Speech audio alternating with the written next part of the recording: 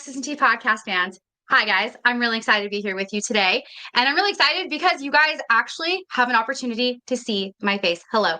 And automatically, right off the bat, you guys, we have a guest with us today. We have Lavendar with us. I'm so excited to have her and have an opportunity to discuss more of the wonderful world that is Amway worldwide and all the different lines of affiliation, lines of sponsorship, etc. So with that being said, you guys, let's talk about the disclaimer because myself, my guest, we're not trying to get sued, okay?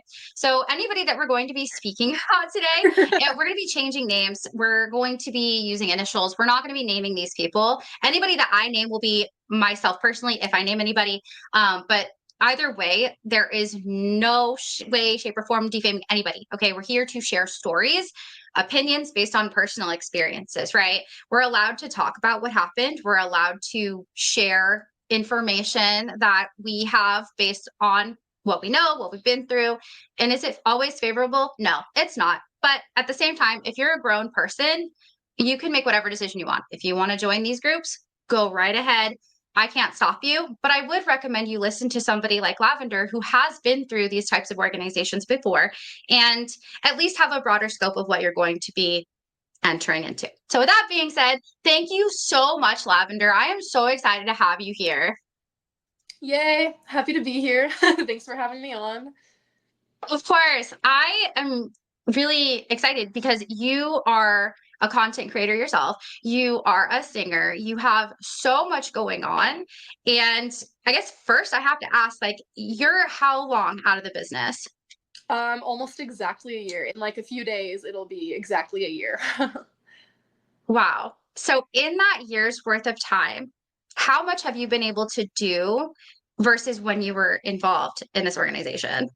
So much. It's actually crazy. Like the amount that I've gotten done, like with my actual life goals, like I've had so much more momentum, even with like the whole stagnation of like unpacking my trauma and having my little like analysis paralysis right after I got out. Like I spent the first like 6 months after I got out just in analysis paralysis, being like, how do I be another human, like a normal human? Where do I go from here? Like what do I even do? What are the next steps to do anything in life, right? But like even with that, I still have gotten so much more done outside of the business than I was ever able to get done in like within my business while I was in it. Like getting a song out versus recruiting someone, dude. It takes way longer to recruit someone and get them to stay in. It's wild. Oh my goodness. Yeah. The way that they make it sound, right? It's like, oh my gosh, it's so easy. Like anybody can do it. But it's like, no, you're Yeah. working with people. Nobody wants to stay in this. Like it is, Mm-hmm. you're right. Oh my God, recruiting people sucks. But Yeah. I love that you're able to actually do all of these amazing things. And you've kind of started going down the advocacy route, sharing your story. What do you feel like is the most important part about sharing your story and why you want to continue getting it out there? Because I feel like the reason for my existence is to protect those who can't protect themselves. And like you said at the beginning, everyone out there, like we're grown adults, right? Well, some people aren't even who are getting recruited to these things, unfortunately. But for the most part, I mean, we're all individual human beings, is the point, right? You know, people can do whatever it is they want. If someone's gonna join, there's nothing I can do or say to talk them out of that if they've made up their mind. I know because that was me once. But if I can like make a difference in any way, whether that's, you know, someone sends this to their relative who's so indoctrinated and it plants a seed, and then 10 years later they remember this video and they realize that my story sounds like theirs and they get out. Or even if it's just someone who is already in it and they feel crazy about what happened to them until they hear my story and then they realize they're not crazy and someone understands. Like I just want people to know that like they're not alone. And like I want to be able to, like, if there's even a chance that I can protect someone from falling prey to being exploited in this way by bad people, then I want to save that person however many years of their life that they would have wasted in something that isn't serving their purpose or who they are or their happiness. I like or yeah, and just being an emotional support too to people who have already been traumatized by these things. Like just yeah, I just want to make a difference. I love your passion. I really do. Like you can feel just how passionate you are about this topic because it's true, right? Like you went through quite a bit when you were a part of something that seemed so wholesome and so good at first. And then unfortunately, as we all do, well, hopefully everybody does, but we learn the truth. We learn what has been going on, and that's so much to process. And I love that you're sharing that because it is hard to share these stories sometimes. Like, it's really challenging to say I was in a cult. Like, who actually wants to say, yeah, that was me. I was in a cult. But I love the fact that we're sharing stories because hopefully it gets people more comfortable with the willingness to share and admit and talk about, like, it's okay.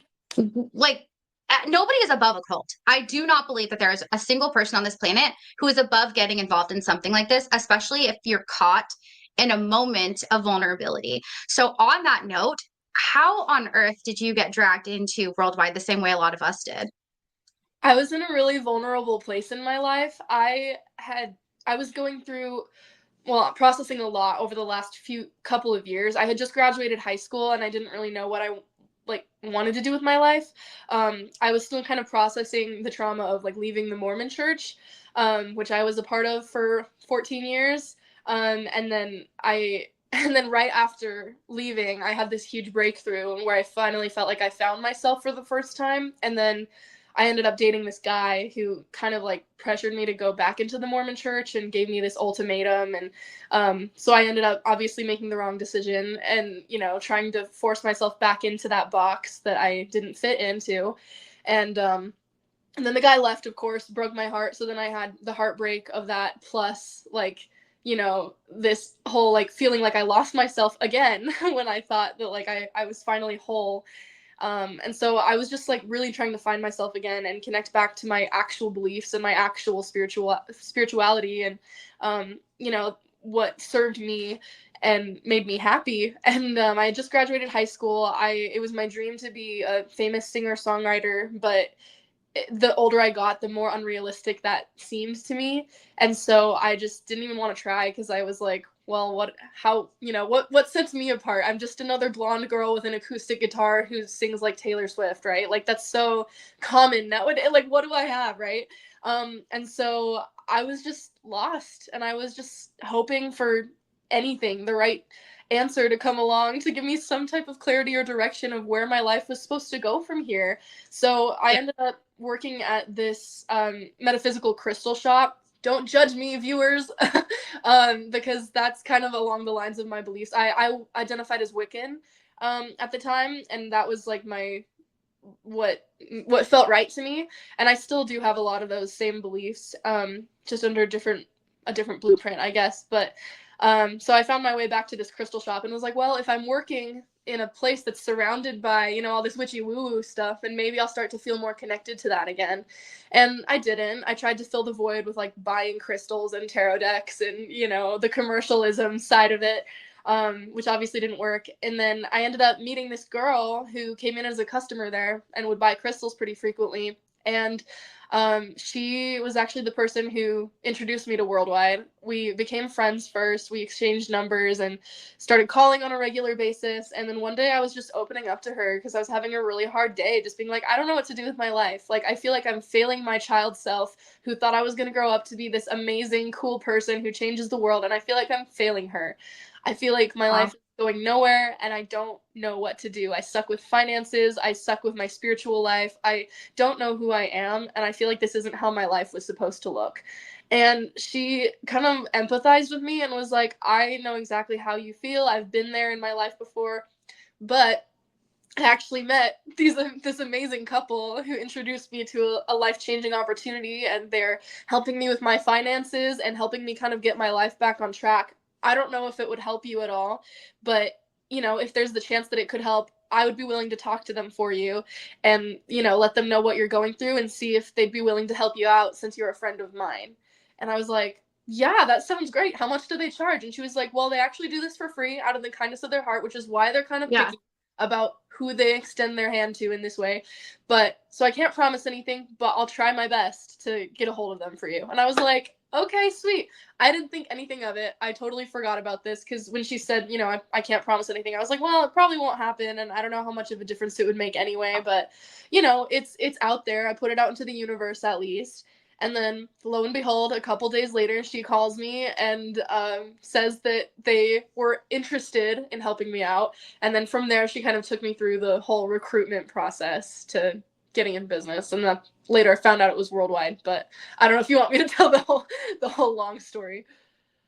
No, I love this. This is so good because like I love, first of all, we love our crystal people here. My best friend is Wiccan, and she has taught me so much that I didn't know. I think that there's so much that can, so much positive that can come from believing in the universe, the elements and Mm-hmm. all of these different things, which if you guys are out there and you're unfamiliar, there is nothing demonic. The devil is not a thing in witchcraft, just so Yeah. you guys are aware. Like that's such a big misconception. But the fact that like you finally found something for yourself and then this stupid boy, guy, whatever boy, Mm-hmm. decides that you know you need to fit into this box. And it sounds like that was already a familiar environment to return to. So you did, which is okay. We've all been there. And then, you know, you try to go back to what was passionate, and then you're having a struggle, and then the stars align. The crystals called. You found why, which is ironic now to I'm sure see it, but I know it comes full circle. So obviously we love the crystals. They didn't do anything wrong. But you're going through a process now. And how long was your process? And about how long through this process did you finally hear the words Amway and worldwide? It was probably like I think like a 6 week process because we would meet like once a week for 6 weeks. Um, and then it wasn't until the very last meeting that I heard the name Amway and the name Worldwide. So Wow, 6 weeks. yeah. Six, that's a long time. And of course, they're so good at what they do. I love that you gave the dialogue that you were told because if you guys verbatim, that's exactly what they say. Yeah. You know, I don't know, I can't promise you anything, which is, you know, they're not saying they can do something and they're alluding to the fact that they have these successful friends. They Mhm. get to know you and they speak to you on your level. They're not going to come up to you straight away and be like, hey, if they do, they're obviously not, they haven't been in for long enough. But a very good IBO will get to know you. They'll speak to you on your level. They will say the way that they know you want to hear it. That I have these friends. And let's understand too, you guys, that we've been there. I have absolutely been that person who genuinely thought I was offering somebody the greatest gift in the world. And so I think that we can have a little bit of empathy for people who get other people involved, knowing that they truly believe that this is actually the most beneficial, the way that they're going to save you. Obviously, we know different now. But just, I want to let everybody know who hasn't been involved in something like this that it's hard to look at people who get people involved as like bad people. A lot of the bad comes from the top. I hate my sponsor though. I love an opportunity to say that I fucking hate him because he's a Mhm. horrible person. But with that, I did just want to add that in there. And it's really frustrating too that it's a grooming process, let's be real. Yeah. And they're becoming best friends with you. And it isn't until I'm sure you're like super excited and so enthralled by these people that they're like, oh, it's Amway. So had you heard of Amway before you heard it from them? No, which I think was something that probably helped get me in. I'm sure if I had heard of it beforehand, I would be a little bit deterred. But they have a whole speech for the people who have heard of it before, and so they'll do that whole spiel. But I think it was like I was easier to mold because I didn't have any of that previous background. And one of the things that they actually ask you in your first or second meeting in the recruitment process is they ask you, have you ever heard of network marketing? And if your answer is no, then they actually tell you, okay, sweet, would you be willing to not look up anything about it, because the way that we do it is a totally different way from the way that everyone else does it. So would you be willing to, like, if you know, or if you have heard of it, would you be willing to wipe the slate clean and, look at it from a totally different angle and like have an open mind while learning from us, because the way that we do it is completely different than the way that you've heard of. And so that's one of the things that they say and preface early on is like, if you know anything about this, forget what you knew about it, because this is not the same thing that you know. Wow, that's smooth. That's so good. Like Yeah, it's right? frustrating. Right? It's so good. It sounds legit. It sounds like, okay, like these people are being real with me up front. They sprinkle in a little bit of truth. And honestly, they do things a little bit differently there. They do. They're not lying. But what we learn later is a lot of it is immoral. And they'll say too, and maybe it might be line of sponsorship specific, but they would say, you know, I'm not going to do anything that breaks man's laws, God's laws, or is that is ethical or immoral, right? And it's Yeah. like, okay, that sounds great. These are people who sound like they have the right idea. They're not going to con me. The hard part is that they are telling you not to do research, which goes against who we are as humans, the curiosity. But again, they are so good at wording it that it's like, you know what? Yeah, you know what? I will give you a chance. Like, Yeah. what's the worst thing that could happen, right? Obviously, we know now. But when you're looking, I've been there. I didn't care to look it up. I was like, yeah, you're right. Like somebody on Reddit's not going to be able to tell me the truth. And of course, of course we know now, but dad, they're so good. And how did your family feel about you being involved with Amway? Had they heard of it before? So the night of that first board plan meeting, the time that they first name dropped Amway and Worldwide, that was the first time I'd ever heard of that. I went home to my parents after that meeting and I was like, guess what just happened to me? I'm so excited. My life is about to change. And I was just like gushing to them about it. And they started asking me, they were like, oh, like what's going on? And I was like telling them, I was like, I'm gonna get financially free, I'm gonna do this, I'm gonna do this, I'm gonna retire young. And my dad just goes, whoa, stop right there. What's the name of the company? And I kind of like was like a little bashful. I was like, oh, well, it's Amway, but, and they were like, yeah, that's what, stop right there. Like there it is, and my dad was like, hey, well, this couple that you supposedly met is the same couple that approached me on the street when I was your age. And I was like, okay, but like, things have changed. Like, I know that they have this reputation, but like things have changed. And, we don't take anything away from the people in our downline. Like, Amway just pays us extra. Like, it's totally different than the Amway that you know about. And they were like, oh, okay, I guess they do it differently than when we were kids. And they kind of like bought into that, which probably is true in some ways, but it's still the same, same pig, different makeup, right? Yeah. It's the same, monster in a different disguise. It's not like its intentions are the same, whether or not they do things slightly different. Um, they're just different formulas for the same outcome of disaster. So yeah, but I kind Yeah. of like disarmed them in that way because right off the bat in that meeting, they told us, they're like, by the way, this is different than when your mom did it when she was a kid. They would, tell us all the Yes. things, everything that you're about to be told. Here's debunking that. We're going to debunk everything that you might hear when you come home tonight and tell whoever about this. So I already knew what to say. Yep.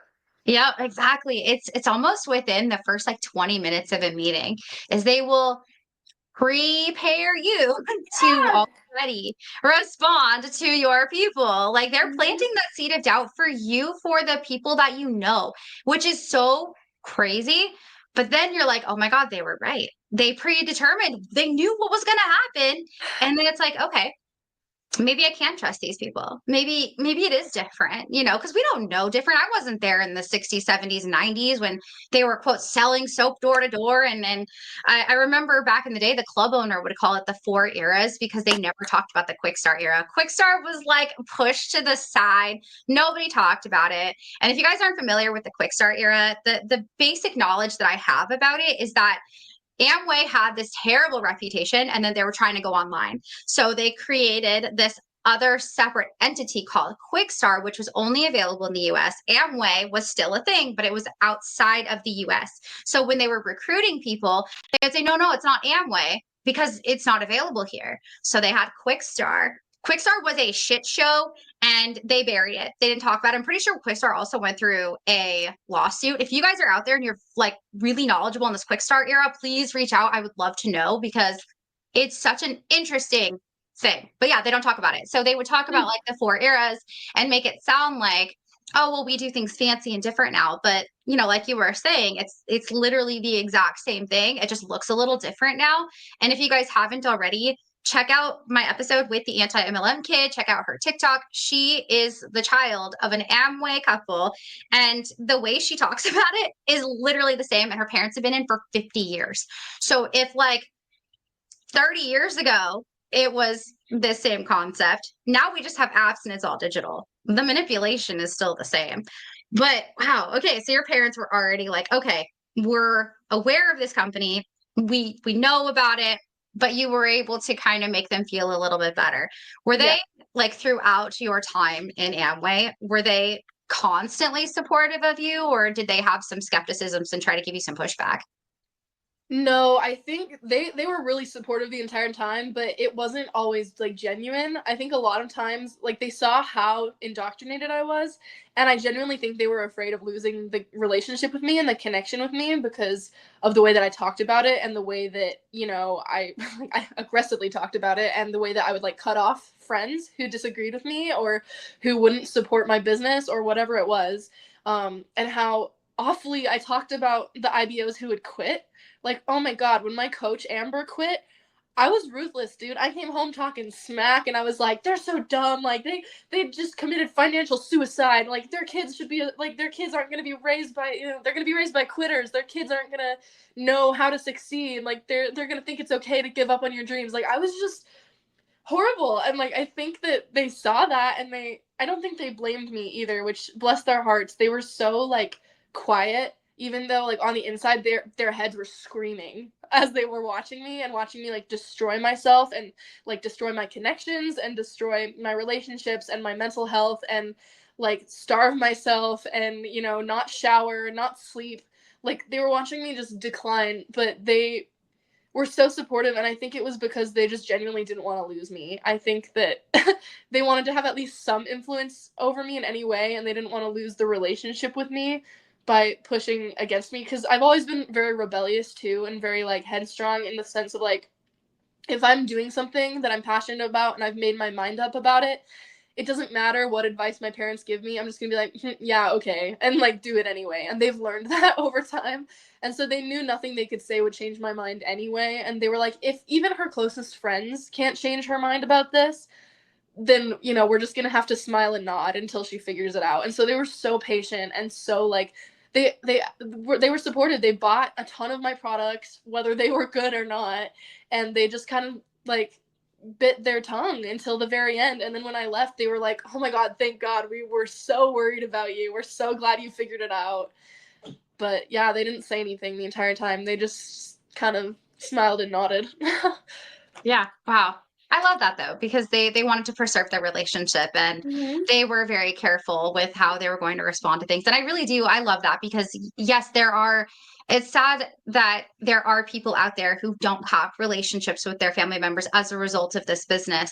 And it's really frustrating because you have like a grandparents who've never met their grandkids because these people are so indoctrinated by worldwide that they truly believe that their family who are quote negative, they are a bad influence, you don't need to be around that negativity, and then they of course foster this toxic positive environment where you can't be real ever. And so yeah, they snip snip snip. Everybody in the US has heard the audio from the crown guy, the snip snip audio, and that's exactly what it is that he is proudly admitting that he was willing to cut off for her his wife's family and encouraging anybody else to do the same. It's gross. But again, I love that you were able to stay close with your family. And I mean, hey, if you're having a good relationship with your parents, you're now involved in this organization that, by all accounts, sounds great.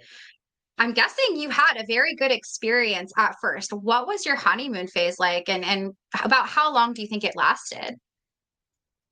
My honeymoon phase probably lasted the entire like first year.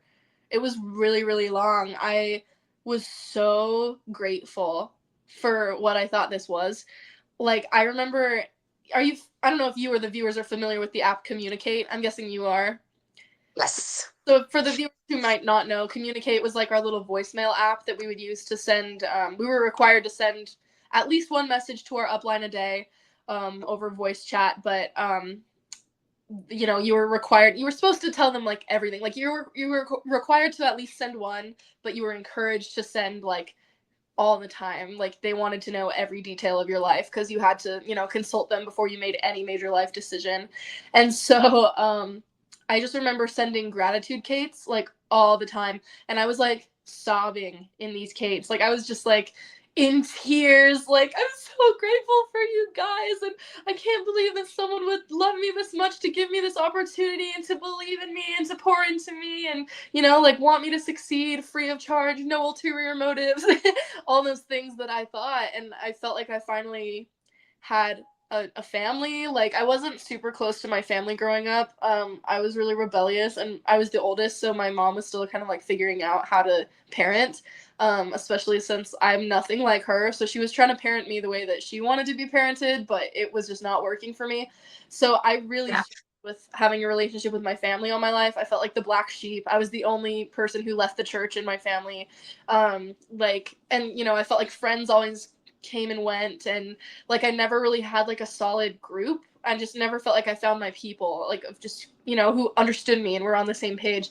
And so I Yeah. felt like I was finally like home, you know? And I was just so Yeah. grateful. I was like, this is it. This is my life purpose. I'm finally coming home to this. And, you know, I've always wanted to be a hero. I've always wanted to, you know, protect those who can't protect themselves. And this is my way of doing that. This is my way of being a hero and, you know, extending this opportunity to people who have been praying for it. Like, I could be the Yeah. reason that this person changes their life. Um, and so I was just so, so grateful. And I think that pulled me through even when things were so hard, because I would just like tell myself, like, when things got hard, I'd be like, yeah, but at least this is my hard. You know, some people Yeah. don't. Some people live in countries where this doesn't exist. Some people will never know what I know. Some people are starving. You know, like, my hard is I have the challenges of getting to be a hero. Like, and then I would just be so grateful for that. I'm like, you know what? Like, I'm so grateful that the worst thing that I'm going through right now is like being afraid to say hi to someone. Like, Yeah. I just stayed in this mindset of like, yeah, this is hard, but it's a blessing too. And so like I really shouldn't I don't really don't have anything to complain about at the end of the day. Like, this is just Yeah. part of what I was asking for in the first place. I don't know if that makes any sense.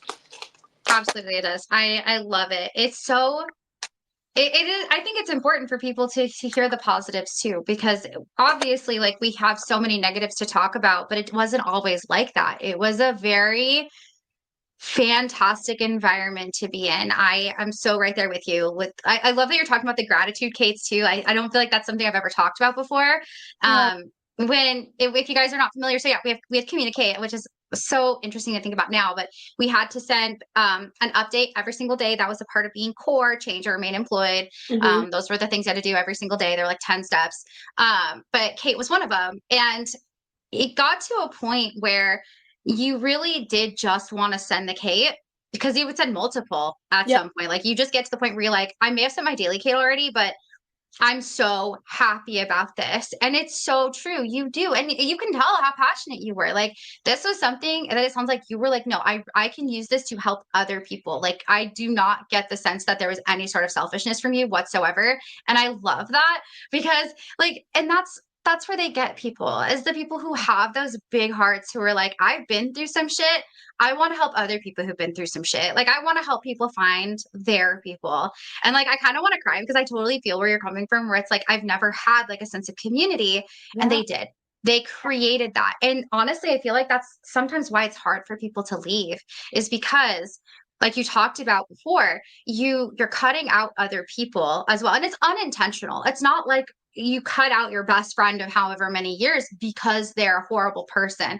It's because it's almost like demise by a thousand cuts, right? Where it's like, well, my friend has said so many negative things about this, and I can love them from a distance, right? That's what they'll say, is you can love them from a distance, but you need to stay focused on your business. And then all of a sudden, you're living for going to these functions because you have your cross-line friends that you're going to talk about all the happiest things in the world with.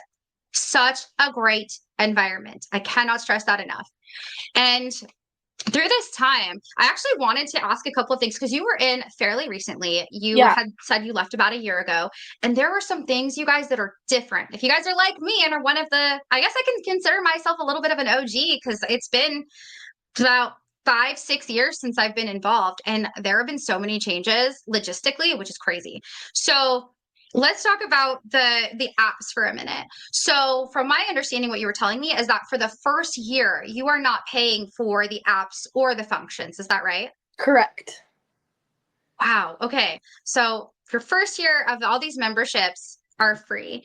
And also, you cannot go to a function as a guest.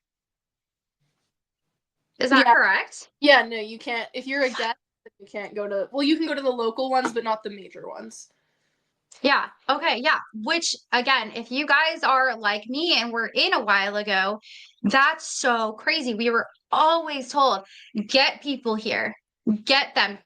Talk about the fact that John Maxwell is speaking. He's an author. People know him. Like, get the guest to the function. When I was involved, it was guests paid for their own tickets. Well, then I guess there was a slight shift where then it was guests no longer have to pay for their tickets. Now guests can't go at all. Mm-hmm. And that progression of things, I have obviously we're never going to get the answers, but I have so many questions like, why is that? Something happened that made it to where they can no longer trust people to go unless they are already IVOs. Was that in a way like used as motivation? Like, hey, you need to go through the process. You got to be here. You got to be at this function.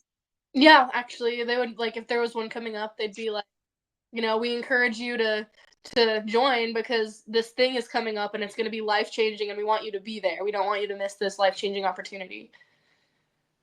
Wow. Oh, that's so good. Again, it's so good because Yeah. then there's an influx of people joining and it's almost speeding up, quote, the Mm-hmm. process to get people to these functions because that's Yeah. like the biggest thing, right? Do you have your tickets locked in? That's like the number one question, unless obviously you're new. Mm-hmm. So you're not paying for the entire first year. What does the conversation look like when they do start talking about what it will look like to pay? Was that something that was told to you upfront, like, hey, your first year is free, but you got to start paying after a whole year? Yeah, that was just kind of something that was told to us like during the launching process. So we already knew that. That's good. I love to hear that because Yeah. I've actually heard people who had no idea. They're like, Oh, I didn't know I had to pay after a year with the way that they were told in their line of sponsorship, which is fucking crazy.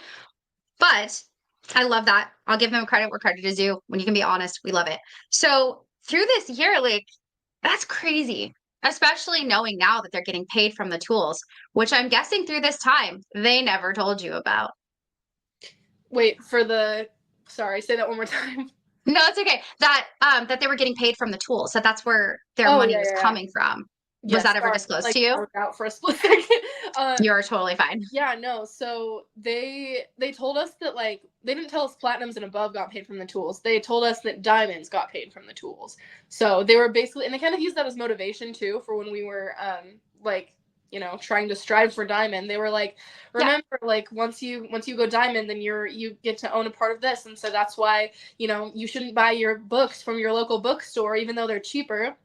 You should buy them from the World Wide Website because that's your business. Because one day that's going to be, your piece of the pie. So it's like you're doing your future self a favor. Da da da da da. So it Wow. was, yeah, super sketch. Okay. Wow. But that's good. Like, Yeah, that's so it good. is good. It really is because they never even told us that when I was involved. No idea and no clue. That's crazy. But yes, as we now know, the platinums and above are getting paid by the apps. That's not alleged, that's real.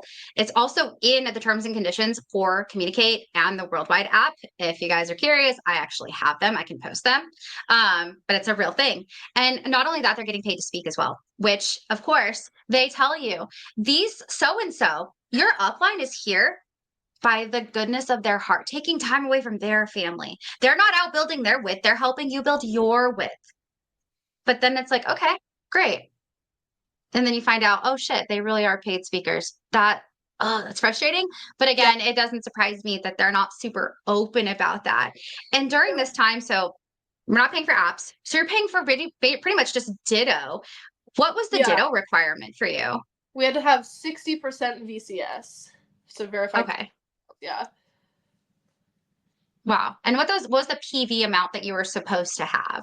I think it was like 350. It was either 3 or 350 uh for a couple, I believe, and then I think for a single it was like 150. I want to say. I think that sounds right. Yeah, Yeah. like 350 for a couple, and then it was like 150 for a single. 350 for a couple, which Yeah. I guess if you're a couple, right, it's a little bit probably more doable. Like, Yeah. so for context, it's like $3 to one PV. So 150 PV is like a lot of fucking money. I remember when I was doing 200 PV, it was like $600 a month on the low end. And you're talking about couples who are paying over $1,000 in Amway products. So when you were involved, I'm in this BCS started, that's new. Mhm. How did they preach sales? How did they go about telling you how to sell your products? And was that something that they advocated for, was selling all of that PV? No, so it's funny you mentioned that. This is one of my big things about them. So this is fun. They basically were like, don't worry about it. Like, sell what you can, do what you can, but don't focus on selling anything. Like, like obviously it's important, but that's not what's going to grow your business. Your priority needs to be width. Focus on width, and once you have that locked in, then you can start focusing on selling. So sell what you can, but focus on width. But if you can't sell enough by the end of the month to make the PV requirement, then just, take a granola bar from your box of granola bars that you ordered, give it to your mom, happy birthday. and if and then if she takes it and she eats that, then you can mark that off as she bought the entire box. And so if you can't sell it, then basically fake it is what they would say. Allegedly. Not Yeah, allegedly. Yeah. based on personal experiences, this is like legit. Nope, absolutely. This is that, yeah, that checks out. Holy shit. Which is so crazy because they give these PV requirements because they know what will get a person to platinum quicker. If you Mhm. guys are not familiar, there are worldwide little teeny tiny recognitions that literally mean nothing Yep. other than you get a little title when you're in worldwide. And then there are actually Amway recognized pin levels, which is platinum is the very first one. Mhm. Most people do not make it to that level. They Mhm. always say like, oh, if you build it to a double eagle ship, which is the worldwide term, it's 12 people. So you have eagle, Mhm. 6, double eagle, 12, right? And Mhm. then they say, well, and it'll just happen like that, because platinum is a PV requirement specific. It is Mhm. 7,500 PV. That is a platinum level. And the expectation is that you are going to qualify as a platinum every single month for 12 months straight. Once you do that, you are called a Q12, and now you are open to incentives like Achievers, which is a trip that Amway pays for the platinums. Platinum is essentially like the real first step, but they sprinkle in a little bit of hope here and there to basically make you feel like you're doing something that you're not. Yeah. Um, and I say that just because like when you're involved, it really does feel like, oh, I have to go Eagle. Well, what is Eagle really? Nothing. It means you get to sit on the floor at a function. By a floor, I mean like there's tables in an Yeah. arena. If you guys can kind of picture that. But outside of that, it's meaningless. So they create these PV amounts because they want you to qualify your platinums. And so realistically, what we are being told in personal experiences in these rooms, this is what we are being told. This is our experience. Okay. Now, is this like what's happening on a grand scale? I don't know. I can't say that. I can say that a lot of people have similar experiences. But what I can say is that I have personally been preached to, and it sounds like you very similar, that you buy your PV Mhm. and you can by a technicality say, oh, it was somebody else. And that's why Yeah. what's really interesting is we didn't have this verified customer sale thing when I was involved. We could just go in and create a receipt and they would say, sell it to your mom, sell it to your goldfish, doesn't matter, right? Just Yep. you are consuming it, you are also the customer. Your first circle is 200 PV. If you can sell anything outside of that, great, but we are not a sales business, is what they would say. And so it's Yep. really interesting that they're telling you to focus on your recruitment and then like Mhm. essentially buy your PV.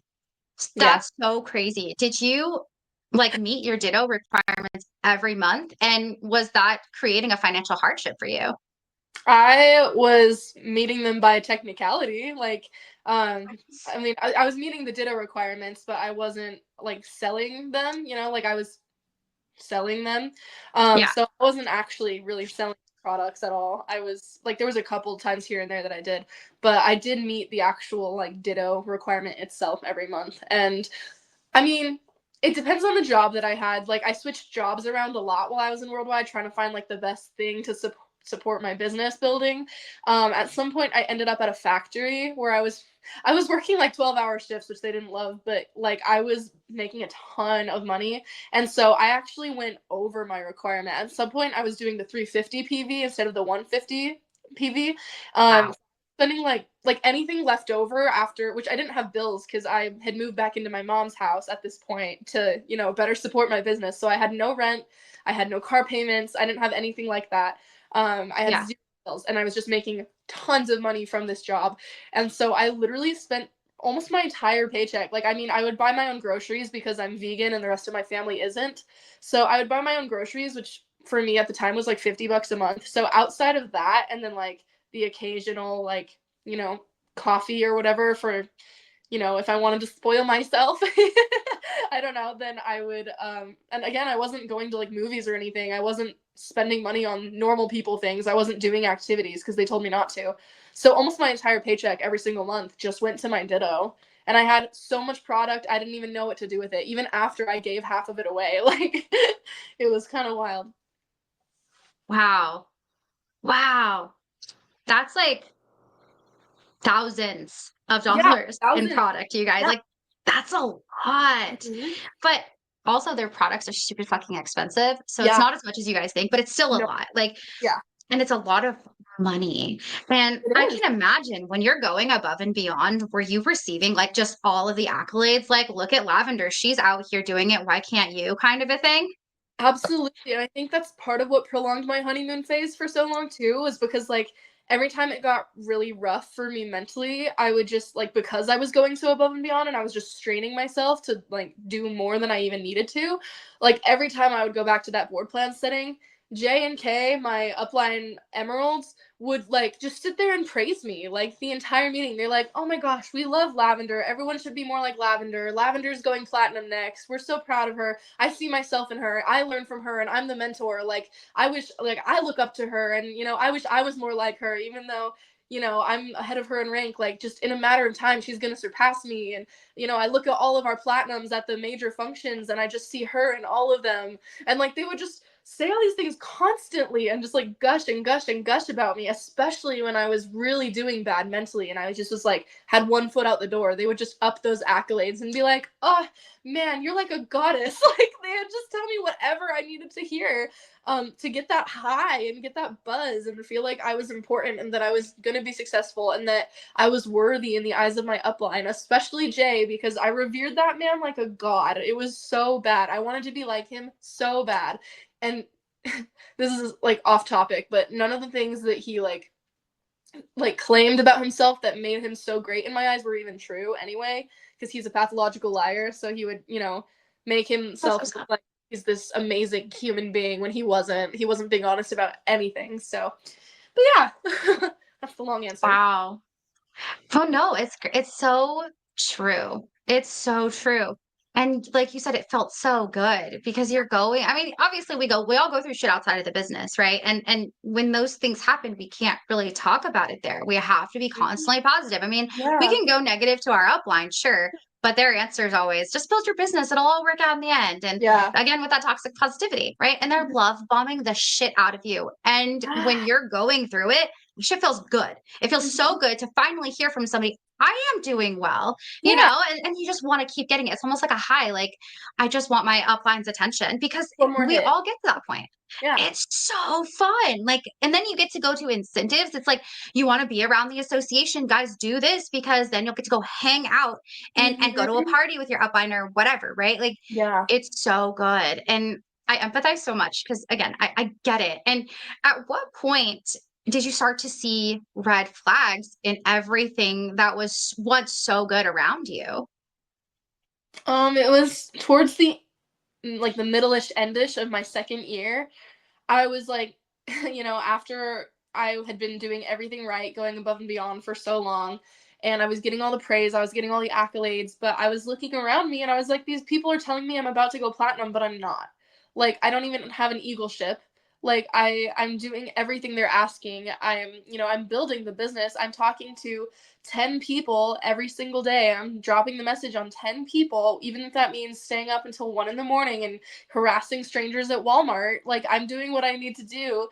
in order to like get the numbers. Like my PV is off the charts. Like my, I don't have a ton of real customers, but like, I'm getting there, and like I'm talking to the right amount of people, because they said for every 10 people you drop the message on, you'll sponsor two. So I was like, okay, perfect. So if I talk to 10 people a day and drop the message on 10 people a day, then I'll start sponsoring two. That's two people every single day that will eventually launch.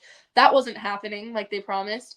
And I was just really like, it was taking a toll on my health, because I was like, I'm not eating, I'm not sleeping, like I'm not getting nutrients, I'm not like drinking enough water, like I'm only building this business, that's all I'm doing, like I'm not doing good. And like there reached this point where I was just so depressed, because I put so much pressure on myself too, like that, if I'm doing what they're saying and it's not working, then that means I'm the problem, because that's what they would tell me when I would come to them with these concerns. I'm like, okay, but you said to do that and I am doing that, so why is it not working? And they were like, it's your fault, you're the problem, and something within yourself that you need to heal, you're double-minded. And that's when they started inserting the idea that I needed to give up my music and stop writing songs, which was the only thing keeping me sane at this point, because I was writing songs about how this business was making me feel, and that was the only Yeah. thing I could do to make myself feel better. And it wasn't all the time. Like I could crank out a song in like 30 minutes back then. Like if I was feeling strong enough, I could just word vomit and it would just come out right. So like it's not like I was taking a tremendous amount of time to sit and write these songs. And so I think it just had to be that bad for long enough. I had to be like, running ahead of everyone else, but like dragging myself through the mud at the same time, before I finally was like, I just was out of energy. And there came this point, and this was probably like a big changing point for me, was I was so depressed, and this business had made me so suicidal, that I was like, I can't do anything today. Like I can barely get out of bed. And so I literally it was around this time of year last year, it was December, it was like right before I quit. I sat on the same place on the floor. I just laid there for 3 days straight, and I woke up, like I just slept, because I just could not handle being alive. It was so stressful, and I Yeah. would feel guilty if I ended my life, because I felt like I had this mission in worldwide and I needed to go diamond or whatever. And you Yeah. know Jay was telling me, there's a whole diamond ship of people waiting for you. Like if you die now, then like those people will never, have this success. Yeah. Like, and so he would say there's a whole diamond ship of people waiting for you to overcome yourself. And that was like the only thing I was holding on to. And they weren't recommending me the hotline or nothing. They were just like, you need to build the business harder. And so I was so burnt out. I laid on the floor in my mom's basement for 3 days straight. And I woke up like once a day, and it was to read like 15 minutes from Who Moved My Cheese, because I just couldn't handle anything more complex than that. I was running on fumes. And then I would, what are the other cores? I would send a Kate being like, hey guys, I'm still alive. Love you, bye. And then I would call my former upline, Samantha, who would quit, and she was still in contact with me, but I would call her just to like bounce my story off of her. I'd share my story with her and be like, hey, do the whole spiel. I met a couple. And she would just sit and listen, because, she knew what I was going through. And so she was like, yeah, sure. Like, if you can't actually go out and talk to someone today, like, I'll be your person you can share your story with, so you can be core. So I literally woke up once a day to do the bare minimum in order to be core still. I'd listen to all my Wow. Kates, and then I would like eat something if my mom brought something down for me. Like my mom was the only reason I was like eating at this point, because I just didn't have anything left in me. So she'd bring me down like a vegan meal or a granola bar every now and again, being like, hey, are you okay? Have you eaten? Like, are you alive? And she was like so worried, but she didn't want to, say anything negative about the Yeah. business, just that I leave, because she knew I would freak out on her. So she was just like making sure I was alive and that I wasn't going to do anything drastic. The second she left the room, she was just coming and checking on me. And then I just slept for 3 days, besides those moments that I would wake up to be core. And I think that was like really the start of the breaking point, where it was just like a matter of time before I like just ran out of fuel and had to stop. Something had to give, you know? Yeah. And it couldn't be my music. So you do the math. Wow. Yeah. Oh my gosh. That's so heavy. And Mm-hmm. and I'm so sorry that that was something that you went through. And it's so but it's so valid. Like you are quite literally giving your entire being.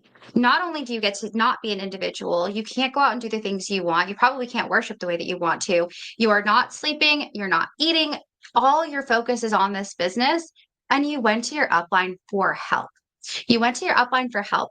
And instead of doing the responsible thing and being like, okay, this person is telling me, not in a joking way, they're telling me they want to actually end their life. They should have, like you said, given you the hotline. They should have been like, hey, you're going through something right now. I'm not qualified to have this conversation with you. I empathize. I'm here to listen, but I really think you should contact the professionals at the hotline. I really think that they can help you. You need to seek some therapy. Like, I'm so sorry. Like, they needed to have empathy with you and listen to you.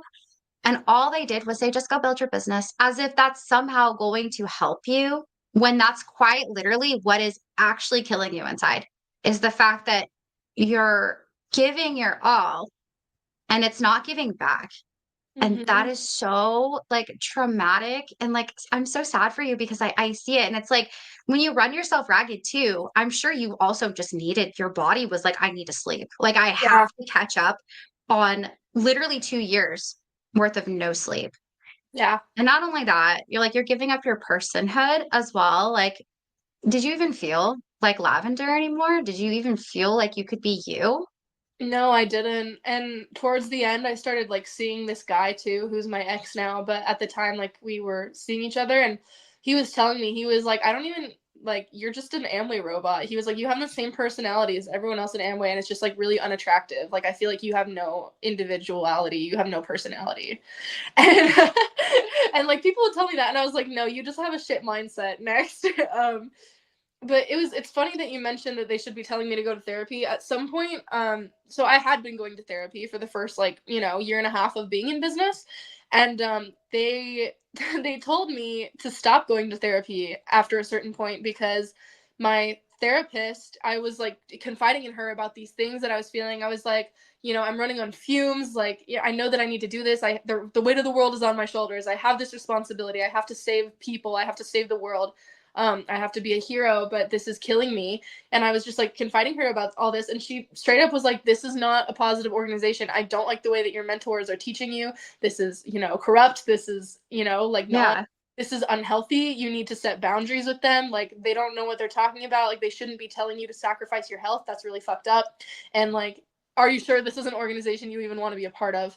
And she just got so real with me. She was like, that's not correct. They shouldn't be, motivating you by fear instead of by Yeah. these other things. And so I was like, ooh, I didn't like that. And so I talked to my mentors, and I was like, I'm thinking about ditching this therapist. I don't think she knows what she's talking about. And they were like, yeah, it's okay. She's never had to build a multi-million-dollar business before, so she doesn't understand the mindset that it takes because she's only ever been a therapist. So she knows the mindset it takes to be a therapist, but not a multi-million-dollar business owner. So, it's not her fault. She doesn't know what she doesn't know. But yeah, it's time to move on and let her go. Holy shit. Like, okay. I always talk about how they treat mental health. Like, I have been down this road multiple times and I try to talk about it all the time. That's fucking dangerous Yeah. that you were told to stop going to a therapist because it didn't align with what they wanted you to do. That's Yeah. like your abuser telling you to stop going to therapy because your therapist is telling you you're in a dangerous situation. Like, the way that this organization acts is very, very similar to a domestic violence relationship. It's very manipulative, it's very psychologically damaging. And taking you out of therapy could have actually ended your life. Like, that is the severity of people going to therapy. It literally can be life or death. Mental health is so important, but to them, it doesn't matter. Like, all you need is us. We need the top, like, you need the toxic positivity. That's what you need. Like, everybody who's depressed, like, it's a choice. You can get out of that. It's a choice, but it's like, no, it's not a choice. It's not a choice. And they also, I don't know if this was your experience. I mean, based on the fact that they told you that you need to stop therapy, it sounds like maybe you may have heard something similar. But when I was involved, they were constantly shitting on medication. Like, this girl, one of the first things I heard from when she was a double eagle at my first huddle at a family reunion, she said that this business helped her get off her antidepressants. And I was like, how irresponsible of you. I mean, now I'm like, how irresponsible of you to tell people that, wow, this business, like it helps you get off your antidepressants. How bad? I think antidepressants are a fucking fantastic thing. We are very pro medication here. I'm medicated myself. Sometimes you just fucking need it. And some people use it forever, some people don't. It doesn't matter. People's journey with medication is their choice. And not only are we being taught to not go to therapy, they're not licensed therapists. There's No. no checks and balances in this organization to determine like what they told you was actually horrible. But of Hmm. course, they don't talk about that. And No. wow, wow, Yeah. I'm so sad for you because you really like you went you went through it with these people. Don't go to your therapist because wow. Well, jeez. That's No. insane. I am so sorry. It's okay. I don't need like pity or anything like that. Like I went through what I went through, and like it was not okay what they did. It was like a domestic violence relationship. It was very toxic and very mentally and emotionally abusive. But like at the end of the day, if they weren't so horrible to me, I would either A, still be in it, or B, I would have left thinking, oh, that's a great organization. They're great people. I hope that they're successful. And I never would be, here with you sharing the story and letting people know about the danger. Like it made me who I am today, but it Yeah. also like could save someone else's life. So I'm not, like it happened, but Yeah. I'm not sad or upset about it. Yeah, absolutely. And I love that you have that positivity, that vitality about it because you're right. I mean, like it's one of those like, well, I didn't go through this for nothing. Like you get Yeah. to share, you get to help other people. And I love that. And it's just so heavy to hear because there are really people who think this is the greatest organization in the world. And it's like we were there at one point too, but then it's like hopefully they hear something like this and understand that's not okay. That's horrendous. Like the amount of people I just wonder that actually went through with it, right? Because of the business. I will never know who made what decisions for themselves, but it does beg the question who has no longer family members as a result of this business. And oh my God, that's a whole nother fucking rabbit hole of how they even treat people who die. That rabbit hole and hearing stuff like that, that pissed me off. If you guys have not listened to already, please go back and listen. There's a couple of different episodes. The one that kind of sticks out to me most is Ashley. She had an upline who passed away and she was on a texting basis with the guy who talks really fast. I think you refer to them as TB and LB. They are your upline diamonds. Their Yeah. parents. She was on a texting basis with these people. She passed away. Nobody attended her funeral. And her family, she was a platinum going ruby, and her family still had to create a GoFundMe for her because she didn't have anything. Oh my God. And they didn't donate to it unless they did it anonymously. But if you know who it is, you go through her GoFundMe and nobody donated. That's insane. Yeah, I know. I bet if I would have, like, I'm sure that where I was at the time, I would have been so positive that they would have all been there. But I mean, if I would have done it, like, no, like looking back, like J and K wouldn't have been there. Amber probably would have. Amber and Samantha for sure. They quit long before I did. They knew they were real. But everyone else, not even my cross line, not even my downline. I bet because I bet if they were under the influence of J and K and my upline, which they were, they wouldn't have been there. They would have been like, oh, we have a function that day, or I need to build my business. I don't have time to attend that. I'm sure they would have been coached in that way, and they would have been like, you know what, I'll just recruit 2 more people today in her honor instead. Like Ah, I have no doubt that's what they would be thinking or what they would be have been told. yeah.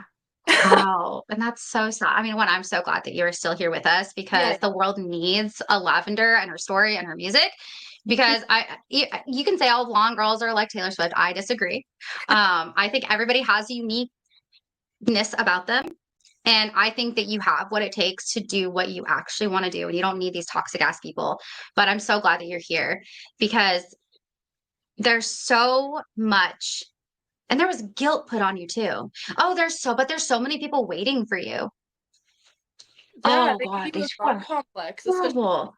they knew about my value and my dream of being a hero. Like they knew that that's what I felt my purpose was in life, and they preyed on that. Then against me, they were like, "Yeah, well, you want to be a hero, right? You don't want to fail as a hero." And they almost like distorted for a while my idea of what I even thought that was anymore. Like I kind of even lost sight of why I wanted to do that in the first place. And I was like, "Shit, is this what being a hero is? I don't like that. Like this isn't this isn't so far it hasn't helped anyone, and it's just been damaging me. Like what, when's it going to happen? When am I going to save people?" It was so crazy. They just like used my own values against me, and they like held them over my head, and they were like, "Well, you said your value is this, right? Are you going to follow through on that? Are you going to be accountable to that? Like are you who you say you are you going to do what you said you wanted to do?" Crazy. Fucking crazy. Sorry, I don't know if I can swear on here. Oh, absolutely you can. Yes, Okay. we do that here. The only word we can't say is the see you next Tuesday word. Next But Tuesday. yeah, Oh. holy my gosh. Yeah. Wow. And wow. I mean, I'm almost speechless because it's so heavy. And obviously, like I said, I'm glad you're here. I'm glad you're out. Yes. So Woo. after you've gone through this really challenging, like sleeping through days on end, just can't get up, can't be yourself. What was the final straw? Like what happened where you were like, no, fuck these people. I'm actually gone.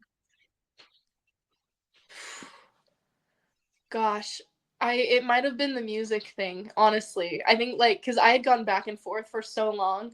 Um yeah, they Jay asked me to give up my music. He was like, "You're being double-minded, and as long as you're giving creativity to this thing that makes you happy, that's creativity that, creative energy that you're not giving to your business." And I grappled with that for quite a while. And Jay personally, so Kay was my coach at this point because she's the girl. Jay wasn't even supposed to be really like sending me Kate's the way that Kay was, but there came a point where he was because he knew that I just really related with him and resonated with him and looked up to him a lot more than I did Kay because the women in these businesses have zero personality because they're just 100% submissive to their husband. So I didn't really relate to any of the women, unfortunately. I saw the ambition and the drive and the things that I see in myself in the men, especially Jay, because he was like, the person who was there, like talking to me directly. And so, um, like it got to the point where like he recognized that like I looked up to him and just revered him so much.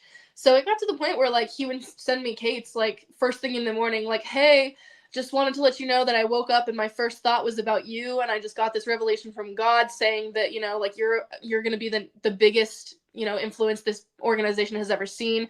You're gonna go this crazy rank, and you're gonna like he basically was like, yeah, God told me that if you stay in this business, then you are going to be the most influential person in worldwide. Your story is going to save so many people, and like you're going to like change worldwide in a way that no one has ever seen before. You're going to be the most influential leader that we've ever seen." And so just know that my first thought was in regards to you in the morning, and I believe in you, and you can do that, and like they were doing Yeah. anything they could to keep me in, especially with how influential I had been because they had been, publicly praising me and talking about how perfect I was at this business for months now. And so they were like, "Shoot, if she leaves, then our credibility is gone, and they're gonna, she's we can't lose an influential person, especially since we've been talking so highly about her." Um, and I was just going back and forth. Like he told me to give up my music, and I should have just immediately left after that, but I didn't. I was like thinking about just weighing the options back and forth. Like, okay, if what are the odds that I go diamond? What are the odds that I get famous? Like what just kind of weighing out all the pros and cons, being like which one is more likely, like da da da da da, and then like being like, okay, well, and there was I really wanted to stay in because I was like, well, okay, I want to be friends with like Taylor Swift one day. I want to do a song with her, but like maybe I can't do that unless I go diamond, or like like well, who's the one sending me Kate's like that every day? Like Jay is in my back pocket, not Taylor Swift. Like just trying to Yeah. justify it. I wanted so badly to be proven wrong, and like, but I just kept getting more opportunities from people. Like people kept reaching out to me, being like, "Hey, my buddy and I are creating this TV show. It's kind of like America's Got Talent. We're keeping it on the hush hush, but in a couple years, it's going to be up and running. We want you to be involved. We can't say anything about it yet, but like, are you going to be available for that when the time comes? Like, would you be willing to travel for it and stuff like that?" And I was just like, can't, oh gosh, I don't know. Will I be available? Can I travel for it? Like, I just had to weigh those things out. And people were like, you know, my friend Matthew, who's now my roommate, at the time, he was in this band with the guy that I was dating at the time. And he was like, hey, we want you to open for us at one of our shows. And there was this point where he was like, yeah, do you want to come up on stage and sing one of our songs with us? And I did end up doing that. But, you know, like, there was just so much music, like, just the opportunities were coming and coming and coming. And I was like, okay, but I don't want to mess this up with this. But then, you know, but I don't want to stab my upline in the back. I've come so far. Do I want to throw this away? I grappled with it for so long. And then I think the actual breaking point that like was the decision maker. And again, the viewers might eat me up for this, but I follow this girl on YouTube, Aso Tarot, and she does like tarot readings basically on YouTube. Okay, interesting. And normally I don't believe in like those, you know, I used to not believe that you can do that from like a video, that like, you know, a video can resonate with that many people, or that you can get that person's energy just through like a screen. Like, I was like, no way, like, this is a scam. So I was really skeptical of her actually for a while, but then I kept watching her videos and she literally never got it wrong. Like, she would describe my life in like detail to the point where I'm like, are you Wow. stuck? And so I watched her, and obviously not everyone on YouTube is like that, but she is legit. And so I was like at work, it was at a different factory job, so I was just like putting bottles into boxes and stuff like that, and listening to YouTube. So her video came up on my recommended, and I felt drawn to click on it, and the pile that I chose was crazy. She was telling me like, it sounds like you're in some sort of like financial organization or some type of like opportunity, or you know, something along those lines. I don't know if it's a job, I don't know if it's a company, I don't know what it is, but it's something to do with your finances and your lifestyle, and it feels like your future seems really dependent on it. And you know, I think it's good that you're learning new things and that you're having this mindset, and you know, like you found, you know, you feel like you have a purpose. But girl, like, she got emotional during this reading too. She was like, I don't know you and I don't know what this is, but I'm really worried about you because I want you to know that, like, you know, your whole life doesn't have to be surrounded by this one thing. Like, you're allowed to have fun, you're allowed to hang out with friends, you're allowed to like fill up your own cup. And I feel like you're not letting yourself do that. I feel like this thing has become your entire life, and you need to know that, you know, your career and your future is important, but it's not supposed to be your entire life. Like, you are killing yourself right now. Like, you're running on fumes, and I can feel that you're not doing okay. And as much as it hurts to say this, it feels like it's time to let this thing go. And that's going to be scary to do, but like, you need to do what's best for you, and you know, take what resonates. But what I'm feeling is you need to let this go. And I was in shock when I listened to this. I was like at work, and I just started crying when I was listening to her, and I was like, oh my god, she's right. And I finally was just like, I have to do it. And so that's when I kind of started like formulating my plan of like how I was like, well, if I'm gonna do it, I want to go out in the right way. And so that's kind of when I started like that's kind of when I made the decision to finally pull the trigger. Huh. Yeah. Wow. That's so cool though. I mean, I am not by any means educated in that realm of things. I Mhm. do think that that's, you know, I believe you. I think that's amazing. And I think Yeah. that whatever you heard you needed to hear, Yeah. and this person spoke to you and like spoke actual life into you. And I Mhm. love that for you. Like, Yeah. if you guys are interested in these tarot card readings, like, it sounds like this would be a fantastic place to go look. Mhm. But wow. And it's like, again, it's like being in the right place at the right time, right? So again, the Yeah. crystals, they bring you full circle here. And it's incredible. Wow. I love that. And everything that this is being said is so true. It doesn't Yeah. have to be your whole life, but they make you feel like it has to consume you. Otherwise, you won't be successful. And as we all know now, like, we need a balance. Like, it's Yeah. okay if you don't happen to write a song every single day, or you don't Yeah. have to Kate every single day. You don't have to be out like driving around at 2 a.m. as a single female trying to go to a 7-Eleven and Yeah. put yourself in danger Huh. Yeah. just to drop the message because you didn't Yup. do it that day. Like, that's Yup. never okay. Wow. So I'm so happy because this is what got you like out. And Yeah. I'm just so happy. And I just, it's so cool that it worked out that way. So how did you tell your upline that you were leaving, and what was their response to that?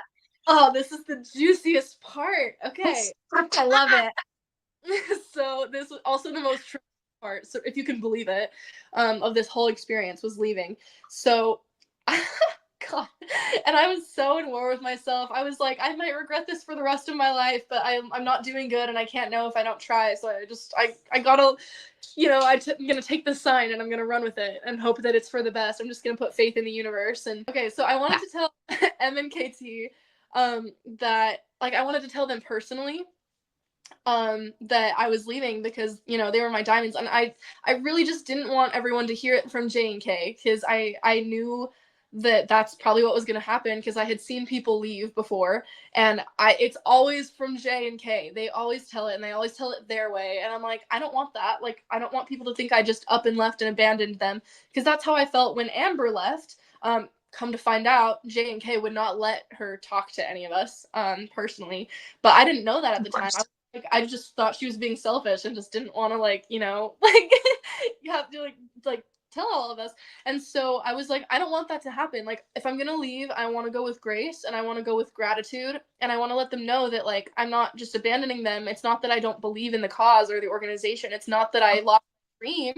It's just that like like it's not like I'm making the decision like of where I want to go. Like, I know that I could be successful if I stayed, but I didn't want to be successful in this. Like, this, I looked ahead at where J and K were and where M and KT were, and I was like, they don't have the life that I want. And one of the very first things that J and K taught me when I got in was you need to look at people and their lifestyle and ask yourself, is that the life you want? And if the answer is no, then you shouldn't be taking advice from them. That's one of the very first things Yep. they taught me. And I was like, as much as I love J and K with all of my heart, I don't want that life, and I don't want the diamond life, because it's not what I thought it was. And I'm looking, and none of my upline are going on trips. None of unless it's like something that Amway put on for them, but like they're not achieving their bucket list items. They're just building the business. Like that's Yeah. all they. I don't want to build the business for the rest of my life. I got in so that I could stop building at some point, but no one is doing that. Yeah. And so like but I don't want them to think that I don't that I don't believe in the dream and everything still. Like, I don't want their life, and so I want to find a different way to become successful. But I wanted to let them know that it wasn't for nothing, and I'm going to keep the mindset that they taught me, and I'm going to apply those success principles to something that I love so that I can be happy and successful. And I wanted them to Yeah. know I want to stay in touch, like I'm not just I'm not going to be a quitter. I'm not just going to up and leave out of nowhere and just like, be the enemy now, like everyone else seems to be. And that Oh I don't yeah. like them, and I'm not going to spread bad things about them. It's not that I don't believe in the organization. And that's where I was at. So I wanted them to like, I wanted to let them know in person, or as, as close to in person as I could get. And like, basically pour my soul out to them, just being like, thank you, thank you, thank you for everything. You've changed my life, and I want you to know that I have no ill feelings against you guys. I just really need to follow my heart, and I hope that you understand. And so I called M and KT, specifically KT, because I had her number. And it was so crazy. I called her and I basically told her everything I just told you, that whole little spiel, but it was more, personalized and more heartfelt. And I just poured my soul onto her, and I was like, I'm so sorry. I'm sorry that I let you down, and I know that you were rooting for me. I know you thought I was going platinum this year, and I'm so sorry. But this is what I have to do, and this is why. And then KT was surprisingly very unemotional. She was just like, "Oh, are you done?" And I'm like, yeah, why?" And she's like, "Okay, well, here's where your mindset is off, okay? Listen." And then she just starts trying to give me like coaching, and I'm like, "What?" I was like, "Okay, sorry if I wasn't clear with what I was saying, KT. I have a coach and a mentor, and I know that you're really busy. If I need coaching and mentorship, if I need advice, I'm not gonna bother you. I know you're busy being a diamond and everything. Like, I'm gonna go to my personal coach and mentor for that. I wasn't asking for perspective or advice or anything like that. I was just letting you know that I'm leaving and that I love you. And I thought you should hear it from me, because I felt that was the honorable thing to do." And she goes, "Oh, okay. M wants to talk to you." And I'm like, "Okay." And so she passes the phone to M. And again, I resonate with M way more than KT, because KT has zero personality. And so she Sounds passes it like to M. it. Holy crap. Yeah, dude. And so she passes it to M, and I was like, "M, hey, like, what's up?" Like, I was really excited to be talking to him, because I usually just, if I ever do hear from the Diamonds, it's usually KT, because she's the girl. And so I was like, "Hey," because M was one of my heroes. I felt so like loved and seen by him, and I just resonated with his story so much. And so I was really excited to get to talk to him, and I was like, maybe he'll understand because he seems more emotional than she does. She seems more like a robot, in my opinion. And so I was like, he'll understand. He'll know where I'm coming from, and he'll say I love you and all that good stuff. And he was just like, hey, and he basically did the same thing that KT did, and was like, so here's my perspective. And I'm like, no, no, no, no. I don't need you to change my mind. That's not what this is. I'm just saying that I love you guys and I gotta go. And at this point, I was kind of like getting out of the zone. Like I was feeling less emotional. I was just kind of confused, and I was like, oh, like this conversation has gone on longer than I was intending for it to. So I was just like, Yeah. I gotta go, you guys, but I just wanted to let you know that I love you. And they were like, okay, yep, love you. And I was like, okay. And they were like, is that it? And I was like, yeah. And they were like, well, does J and K know? And I was like, no, I'm gonna tell them at the board plan tonight, because that was my plan. I had planned to there was a board plan that night, and it was combined with both teams that both of Jay's teams, which I was friends with tons of crossline on both teams, because like there was my team, but then I went to the extra board plans. And so I was like trying to formulate a way in my brain, like I want to go to the board plan and I want to like give letters to people to like let them know in my words, like that I'm leaving in a way that's not going to hurt their dream, but that's still going to let them know that, hey, I'm not abandoning you. I love you and you can do this. But I was trying to formulate a way, because I'm like, I'm probably not going to be allowed to go to the board plans once I'm out. So I'm like, how am I going to get, how am I going to show up to 2? Like maybe I can show up to 1, but how am I going to get the messages to both teams? But luckily, on that full moon, it happened to be, since it was the last board plan of the year, both teams happened to be combined for a board plan. So I was like, perfect. This is my chance to write these letters and give them to everybody and let everyone know, and not just the people on my team. And so I was like, no, I'm actually going to be telling J and K at the board plan tonight. And Em was like, what? And I was like, what do you mean what? And I was just like, my heart sank when his tone changed like that. I was like, oh no, he's not going to say something good. And he was like, no, you're not allowed to go to that board plan. You're not allowed to go to any board plans. You're not allowed to talk to anyone. Like if you must tell J and K, tell them over text or over the phone. And I was like, okay, but they're really busy and they keep their phones on silent all day. They're doing meetings and whatnot. And he's like, okay, well then just plan a time, schedule a time to get together after the board plan, or like a different day of the week, to tell them. And I'm like, no, they don't do that. Like, you don't understand. Like, that's something I would have to earn an incentive to do. Like, they don't let me just like meet up with them for not business purposes. But I knew I was gonna win this argument, so I just pretended like I was gonna do what he told me. So I was like, oh yeah, okay, good idea, Em. Thank you for the advice. And in my brain, I was like, fuck this guy. I'm gonna do what I want. I'm going to the board plan. My plan is not changing. Like, this is monumental. Like, I formulated this in the perfect way, and it came together in the perfect way. I'm not gonna just like adjust my plans because this guy who's not even my mentor anymore wants me to do things a certain way. I'm like, no, I'm not in the business. Yeah. I have to follow the rules. So I was like, okay, Em, thanks. And he was like, hey, cool, bye. And they just hung up, and it was so emotionless. There was no like, I love you, we're gonna miss you, we wish you the best. Nope. It was so cold. And so I was just kind of like, I didn't even cry after that. I was just kind of in shock. I was like, what just happened? Like, that's not the M that I know. That's not the KT that I know. I mean, it's kind of the KT that I know, but it's not the M that I know, right? And so I was like, okay, well, shoot, I'm on a time crunch now, because now, someone knows that, that I'm leaving. And before I hung up the phone with M, I told him, I was like, okay, well, I just really want to make sure that J and K hear it from me. So would you mind not telling them and let me tell them? And he was like, yeah, absolutely, I can respect that. And I was like, hey, thank you. But 2 seconds after I hung up the phone, I got a text from Jay being like, hey, on the phone with M and KT right now, wish you the best. And that was it. And I was like, first of all, that backstabbing little shit. Like, he just told me that he wouldn't tell Jay, and then he immediately went and told Jay. Also, Jay, why didn't Jay call me after he got, like, why didn't he just shoot me a text, Like, that's so, like, after all we've been through, why didn't he call me? Or, like, like, that's it? He's just gonna say goodbye over text? That's crazy to me. And so I was like, all right, I'm on a time crunch here. I'm on a real time crunch to figure out how I'm gonna do this, but I want everyone to hear it from me. Like, I'm not adjusting my plans right now. And so I told J and K in the group chat with them, I was like, hey, I'm just gonna swing by the board plan tonight and drop off a letter for you guys, and then I'm gonna be on my way.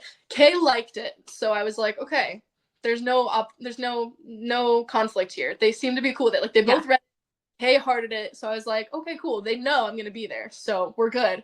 And I was like, I originally had planned on telling my upline in person, or my downline and my upline in person. So I was gonna pull aside my like not sponsor, but like the sponsor of my sponsor who quit. Anyways, I was gonna tell him in person. He was my upline platinum, and then I was gonna tell my personal downline team. I had like 3 or 4 of them at the time, and I was like, I'm gonna tell them in person as well, because they deserve to know, and I want to give them a hug and everything. Like, I don't want to just be cold and tell them over text.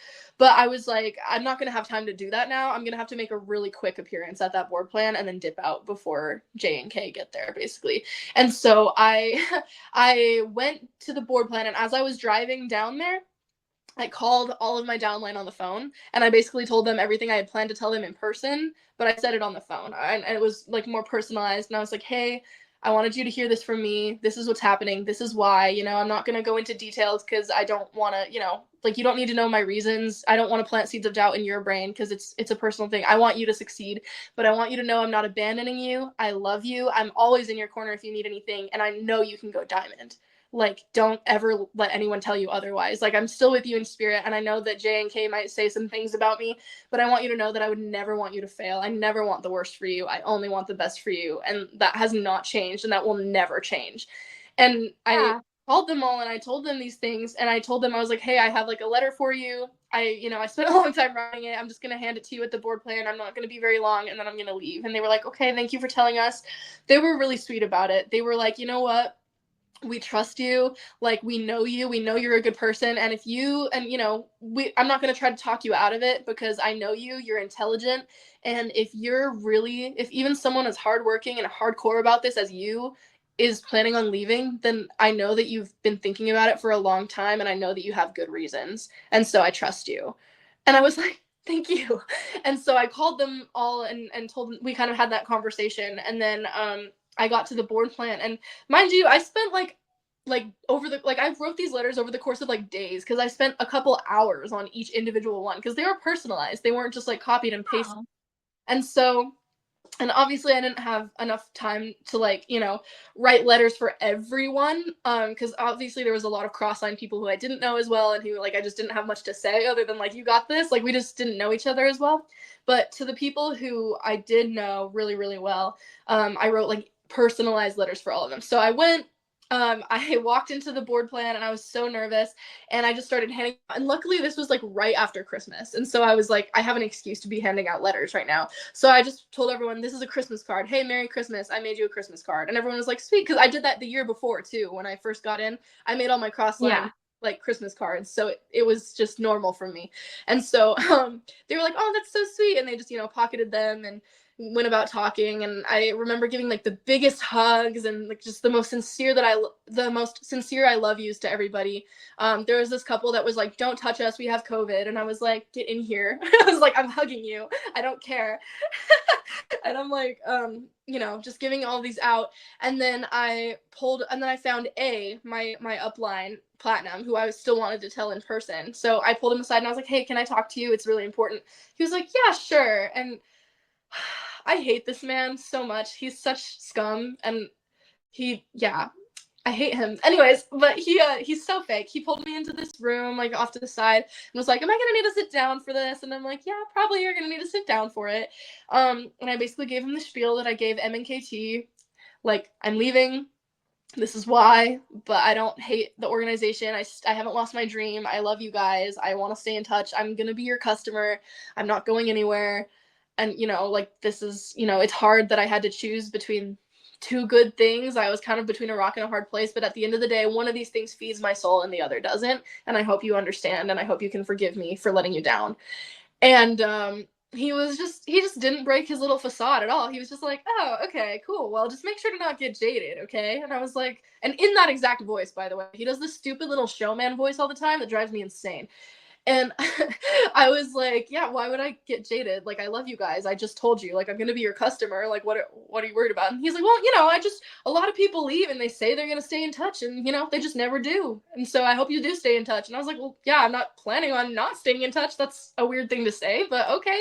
And then, my downline base found out that I was in that other room, so they came in and they like all brought little gifts for me, and they were like, they just looked so sad, and they all gave me hugs, and they were like, we wanted to say goodbye one more time before you go. And I was just having a really heartfelt moment with them, and I was like just telling them all that I'm so proud of them and that I love them so much and that I know they're going to do great things. And while I was talking to them, distracted, out of the corner of my eye, I noticed that A was like typing away on his phone, and I was like, fuck, I know exactly what he's doing. He was texting Jay. And so A grabs my arm, pulls me to the side. He's like, hey, let's go outside and wait for J and K to get here, okay? And I was like, well, I still have one more letter to give out. I'm, you know, it's for A, we'll call her Augie. It's for Augie on my cross line. She's, you know, she's running late, so I haven't had a chance to give this to her yet. And he was like, oh, you're giving letters to everyone? Because I gave him a letter. And I was like, oh, frick. Like, as he said that, I was like, oh no, my plan's about to get, like intercepted right now. And I was like, yes, I am. But I'm not saying anything bad. I'm not saying anything that I didn't just say to you. Like, I'm not planting seeds of doubt. And he was like, yeah, well, you know, you might not have intended to plant seeds of doubt, but someone might take it that way. So I think it's better if you leave that to J and K. You should give that letter to them and let them handle it. And I was like, no, actually, you're not my upline anymore, so I don't think I will. And he was like, okay, I understand that, but, like, I really think you should leave it to J and K. And I was like, no. And he was like, all right, well, let's just go wait for them, okay? And I was like, whatever. So he kind of is like grabbing me by the arm. Like he has like not a firm grip on me yet, but like a decent enough grip that he's like trying to maintain control. And so he takes me outside and we're just talking and he's, you know, trying to distract me until they get here. He's like, so what are you going to do? You know, now that you're starting from rock bottom again, like what's the plan? And I was like, it just felt so condescending. Like he was trying to be friendly, but it was so backhanded. And I was just sitting Yeah. like processing everything. Like, what's going on? What does everyone know that I don't? Why are my upline acting so weird? Like, this is not who I know them as. They're not acting like themselves. Like, this is it. What do they know that I don't? I was just like trying to process like what was even going on because this is not the way I expected things would go at all. And then all of a sudden Augie pulls up in her car and I'm like, oh my gosh, there she is. I was like, I'm gonna go running past this, you know, letter to Augie. And he grabs my arm like tighter and he's like, no, I think that you should let J and K handle that. She's listening to a Kate right now. You should let her be. And I was like, Kate, I'll wait till she's done with her Kate. And then I just kind of like got out of his grip. I like ripped my arm away and I just sprinted to her car and I just stood outside of her like front seat until she was done listening to her Kate. I just sat there and waited.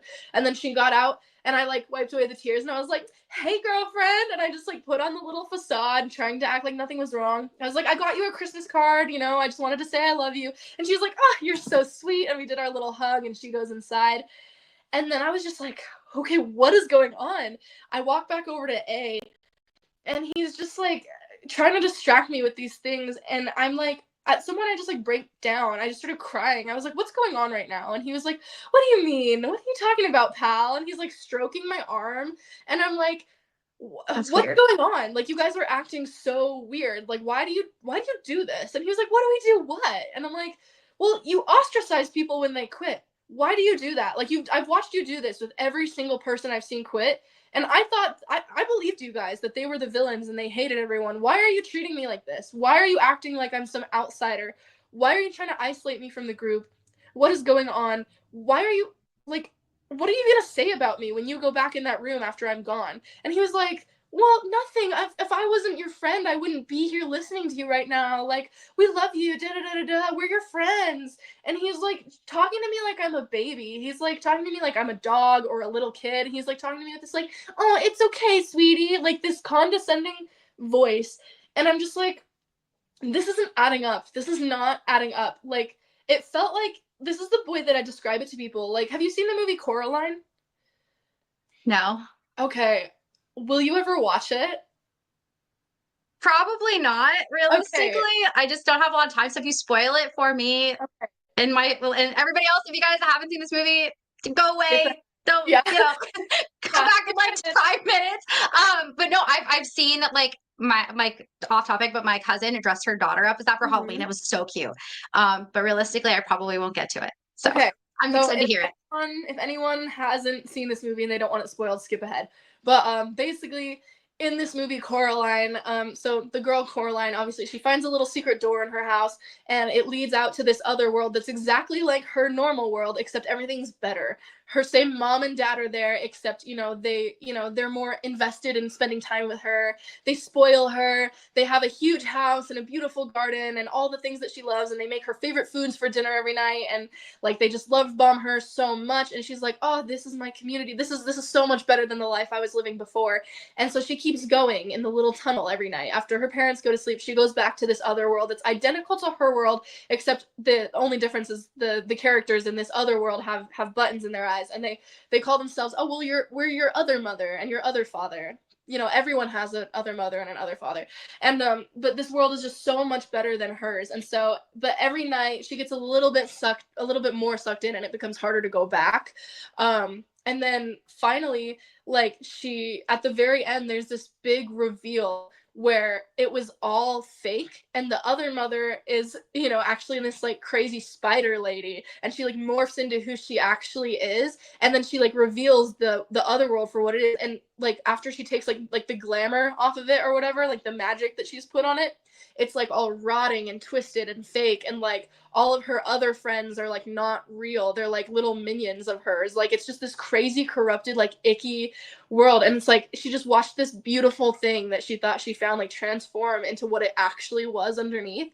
And like the other mother was not who she thought she was. And so she was like, oh my gosh, I've been a victim, I've been preyed upon, and now they don't want me to leave. And so that's how it felt in this moment as I was talking to A. It felt like a villain reveal where it was like I just watched this entire beautiful, colorful world that I'd fallen in love with and thought was so much better than my normal life reveal itself into what it actually was. And it was this rotten, twisted thing that had been kept from me this entire time. And my upline, who was standing in front of me right now, was not who I thought he was. It was like a villain reveal scene. And so I was like, oh my gosh. And it just was all hitting me. And then Jay and Kay pull up in their car. Or first Jay called me after I went and gave the letter to Augie, because A started texting him again. And Jay called me and was like, hey, so I understand that M told you to not go to the board plan tonight, and I understand that you went anyway. And I was like, yeah, I did. And he was like, and I understand that you're giving out cards to people. And I was like, yeah, I did. But, like, again, like I told A, I'm not doing anything wrong. I don't hate you guys. Like, I'm just telling everyone that I love them. I want them to hear it from me that I'm leaving, and I'm not saying anything else. And he goes, ugh, I'll be there in a second. And he hangs up. So while A is distracting me, and this is all unraveling for me, J and K pull up in their car. And they get out, and Jay looks freaking pissed. He looks like he wants to kill me. He gets out of that car, and he just like kind of like shoves past me, and I'm like, hey, Jay, I have this card for you and Kay. I spent a long time writing it, and I did. I spent like 2 hours on just their one card. It was like 3 pages front and back. Wow. And I poured my soul into this thing, and I was like, here, this is for you. I want to say that I love you, and I'm so grateful for everything you've done for me. And I just hold it out to him, and he just stares at me with this cold, like, are you serious look on his face. And he's carrying a lot of stuff, so I get why he's like, like he would have to put something down. He would have to go out of his way to grab it. But like, it's important to me. Like, he was just looking at me, like waiting for me to take it away or something. He was just looking at me like, really? And just like waiting for something to happen. I don't know what. And then finally he goes, ugh. And then he sets down some of his stuff, like yanks it out of my hand, picks his stuff back up, and then like marches back inside the board plan room. And I'm just like, wow, okay. And I'm like trying to keep my composure. And then I run up to Kay, who's still getting some stuff out of the car. And I'm like, hey, Kay, I just wanted to tell you that I love you so much, and I'm so grateful for everything you've done for me. And I was like, this is my coach. This is who I've been directly catering to. She's got it. She knows me. She'll understand. And when she looked at me, there was a tiny, tiny bit of emotion in her eye, but not really enough. Like, it was like the tiniest little fleck, if that's a word, of emotion. But the rest was like just as dead and cold as Jay's eyes. And I was just like, I love you so much. Thank you for everything. And she goes, yep, love you. And kind of like avoids eye contact, and then just like walks past me. And that was it. And I was like, that was my goodbye. Wow. And so I just stand there for a minute, and I'm like, I need to leave. And so I just start like going to my car, and I was going to call Samantha because she was telling me, she was like, I'm on standby if you need me, girl. I've been through this. And so then A starts kind of following me out to my car, and he's like, hey, wait, where's my hug? And I'm like, where's your hug? I'm like, you little, like I was so mad. So I was like, fine, so that you'll leave me alone. I like walked up to him and did like a little, and then just like marched off to my car. I was like, get away from me, you're icky, you make me so uncomfortable. And so I went to my car and I called Samantha and I just started bawling. I was like, this is what they did to me, and this is what they said to me, and they don't love me, and they aren't who they said they were, and I'm so sorry that I treated you this way when you left and when Amber left. Like, it just was all hitting me at once, and the full picture was like being revealed, and I was like, I was so awful when you guys left. I did to you what they did to me, and I didn't realize, and I was just like, I was just ranting and just sobbing, and she was like, it's okay, girlfriend, like, I get it. I was there. I knew that was gonna happen. The same thing happened to Amber when she quit, and like, it's okay, like, it's a doozy, but once, you'll eventually wrap your mind around it. And I'm like, oh my god. And it was just this crazy, like, wow. And then later I found out so I reconnected with a friend who I had cut off when I was in Worldwide because she was anti-Amway. Her brother was one of my crossline cousins who was in that meeting the night that I quit. And I asked her about it. I was like, yeah, I don't know if he even read my letter, but I gave your brother a letter that night. And she was like, yeah, I actually heard about that. And I was like, oh, do tell. And so basically what she told me, what allegedly happened that day after I left, Jay gave this huge speech about how I'm a dream killer and I'm awful, and I was giving out these letters to take everyone out with me, and I was planting seeds of doubt, and it's okay if it's your choice if you want to open that letter or not, but just it just depends on how much your family's legacy means to you, and if how much you want to retire your mom and dad. It's up to you. You can risk it, but just know that like your whole fate could depend on whether or not you open this letter. And then he said, me personally, I'm not going to risk it. And then he conveniently had a paper shredder handy, and he stuck his letter without opening it straight into the paper shredder and advised everyone else to do the same. And I have no idea how many of them shredded their letters and how many of them kept them, or if the ones who kept them ever opened them. But considering none of those people have reached out to me since, I'm guessing that they all shredded them. But that's basically what happened while I left. And yeah, so that's how that happened. Holy shit. Yeah. That's a fucking lot. Yeah. It is. First of all, what a way to go out, though. I mean, truthfully, like, you went down like an actual fucking hero. I hope that people read those letters, at the very least took a peek, because at the very least they would know. And maybe, oh, what happened? I don't know. We're back. It's insane.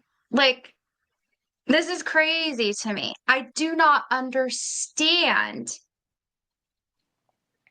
Holy shit. Yeah, that's a lot. Wow. Like I said, fantastic. Love that you went down that way. I cannot tell you enough. That's a fucking great thing, because you scared them. Yeah. You scared them so much that they had to like do damage control straight away, despite the fact that you're just being a fucking good person. I'm so sorry, but like, they're terrified of you. And you're probably like, I'm like the least threatening person ever, because you really are. You're like, you're so cute. And I'm just envisioning, and the guy, you're A, dude, fuck A. Don't ever put your fucking hands on somebody and try to physically fucking stop them. Dude, the fucking audacity, fuck you, A. So much. But the fact that like your upline, I hope that even if they haven't reached out to you, that even somebody took that as like a really big ick. I hope to God somebody was like, oh no, this is bad. Like, that makes me feel uncomfortable. Like, we really liked this person. Like, I guarantee you, at least one person got the ick from that. They had to have. And he had a paper shredder just right fucking there. Yeah. That's some dramatic shit. If you are so easily convinced by a letter that all it says is like, thank you, like, I appreciate your time, just like giving them the best, that goes to show that they aren't convicted in what they do. They know how fucked up it is. Yeah. Oh my God. And it's so what ironic. A fucking journey. Yeah, dude. Well, it's ironic because if it weren't for them outing themselves like that, like, and having it be that dramatic, like, I never would have known how fucked up the organization was. I would have left on good terms, being like, they're amazing. I would have probably still been buying the products. I would have, if any IBO ever tried to recruit me, I'd be like, I did that thing, but like, good for you. Keep doing it. Stay in it. It's good for you. Go dine it. But like, because they reacted that way, it bit them in the butt because now I'm an anti-MLM activist on YouTube. We live for it. Like, We what? love that. Oh my God. See, and that's the thing. They thought they were doing the right thing. Yeah, But the funny no. part is they did that with maybe what? 10 letters. Let's say 10. Yeah, You sure. are going to reach so many more people this way than Mm-hmm. those letters would have caused people to leave. The So letters? Sorry. I'm so excited. The letters are That's actually crazy. on YouTube. After I made my first Amway video and I saw how many people it reached, I was like, shit, I can maybe still get these letters to reach people. And so the next video that I made after that, it didn't get as big of a reach, but I think my fingers crossed is that they'll still cross the right people, right? It'll find the right people. But I still had them. So I wrote all the letters out on a Google Doc so I could like proofread them because I spent days working on this. So I wanted to make sure I like had it and it was nice for when I printed it out and gave it to everybody. So I still have them saved in my Google Docs. So I read them all on YouTube. So they're out there for people to see exactly what I said. And people can, I mean, Wow. the audience can judge. Did I say something bad? Did I kill someone's dream? I don't think so. Oh my God. I'm totally going to link that video on my story Hell after we're yeah. done because Okay, good. I have to go watch it. Oh my God. You're a badass. Like, I don't understand how, like, these people could take what you were doing. The most generous fucking thing that you were like, you loved these people with like your entire soul. Like, and all they did was, oh, okay, that's it. Like, it's the lack of compassion. It's we're Mm-hmm. gonna travel the beaches of the world one day, and then you're a total stranger or enemy number one, like the next day. There's no Yeah. in between. Mm-hmm. And wow, oh my God. Mm-hmm. So after this event, right? You left after all of this. What happens afterwards? How do you process this? And how long after this point did you wait and make your first video and decide I need to tell this story? Gosh, I don't even. When was that video? I mean, I waited a long time. Um, it wasn't until like I want to say October was when I made that video. So it had been almost an entire year since I had been out. And because one of the things that I was pursuing before Worldwide was YouTube. I've been pursuing YouTube on and off since high school. Like I've spent years doing like just trying to do YouTube and it never went anywhere. And I was like, you know what? Like that was something that I was passionate about. And so like even if it doesn't go anywhere again, like I at least want to get back into that as a hobby now that I have the time and now that I'm allowed to because I'm out of Worldwide. And that was one of the topics that I wanted to cover on my channel. I didn't think it would end up, morphing into that's what my entire channel is because I originally had like lifestyle stuff and like like veganism and like all sorts of things. Like it was just like an eclectic like my channel. And then it ended up becoming more of a bigger thing because of this. But yeah, I waited a while to make that video because I was making other videos and I just had been putting off talking about it because I didn't even know how. I was like, where do I begin? Like, how do I even break down this story in a way that people would even understand it? Like, I tried to script it several times to try to like break it down to make it more digestible. And every time I sat down to script it, I was like, no, because then I left out this and this. And, like, there was just so many layers. It was so multifaceted that I just like couldn't like contain it all in like a script. And so I was like, shoot, I'm never gonna make this video. I just have to like full send it. I just have to raw dog it. And so Yeah. I did. I just got out the camera and it was really bad quality. It was like horrible lighting at like a random hour of the night. And I was like, guys, I have to tell you this story. It's really important. And then I just kind of like spitballed it. And it was so over edited because of like it was so all over the place. Like I kept tripping over my words and like there were points where there was just like minutes of just awkward silence because I was like trying to figure out like how to even word what I was trying to say. And there were times where I would just like cry for 20 minutes and I like like so it was so like jumpy and like over edited because it was a mess. Like it was not a clean video. And I was still like figuring out how to like make a YouTube video. And so it was just a really Yeah. weird topic to make one of my early videos about. But yeah, it was a while before I finally was like, I just need to full send it. Wow. I get it though. You're right. I could totally see how that last moment was probably more traumatizing Yeah. than a lot of it. That's a lot to happen in one fucking night, and they really made it some big fucking thing. And they didn't have Yeah. to. They could No. have. They could have just let it go. If they had said Yeah. nothing, nobody would have taken your letter as I should probably leave too. Because again, No. how easily are these people influenced, right? If you Yeah. have a hold on them, then this letter would be nothing more than a validation to stay. But no, they Yeah. had to go make a big fucking spectacle of themselves and really just be crazy. Yeah, I would have left Wow. peacefully. Like my intention was to leave peacefully. I wanted to leave gracefully and assure everyone that nothing was wrong. Like that's what the letters were for, was to assure everyone, "Hey, nothing's wrong. You don't need to go digging for more information. Like I'm not leaving because there's something wrong with this organization. I don't want you to fail, you know?" It was if anything, it was my way of telling them to stay in. Like, "Hey, just cuz I left doesn't mean you have to go abandon your dreams if that's what this is for you." You know? Like it was Well, like supposed to be reassuring. yeah. Whew. Crazy. Yeah. Holy Crazy. shit. That is fucking crazy. But wow. Okay. Holy shit. I love though that you because I feel like we all go through a journey when we're telling our story, right? Like Yeah. it does at first. It feels like you have to, like you said, you feel like you have to script it and like you have to kind of like condense it down and like water it down. And like there's no correct way to do it. And I love that you were just like, fuck it, I got to do it. And you did it. Yeah. And I haven't gotten all the way through your first video, but just watching you tell your story every single time I can see the passion. I can hear it in your voice. Like you really loved these people. And they did you so wrong. Just like, I mean, they do everybody, but it's like you don't think it's gonna be you. Like you see it happen to other people, and it's like, well, they must have done something. Like, oh, they must have said something Mhm. or done something or cross line or broke the cardinal rules or whatever. Yeah. But at the end of the day, it's because they know they're not gonna make money off of us anymore. Yeah. And wow. So And through it's this time between when you left and then October and when you decided that you were gonna make your video, uh-huh. what did like when did you find out all of the various things that were actually going on? When did you find out like the tools money and all of the things behind the scenes that they don't tell us about while we're involved? So I learned about the tools money pretty shortly after I left. I didn't learn that you were the first person that made me aware that platinums were getting that money. I was under the impression Oh, it was just the diamonds.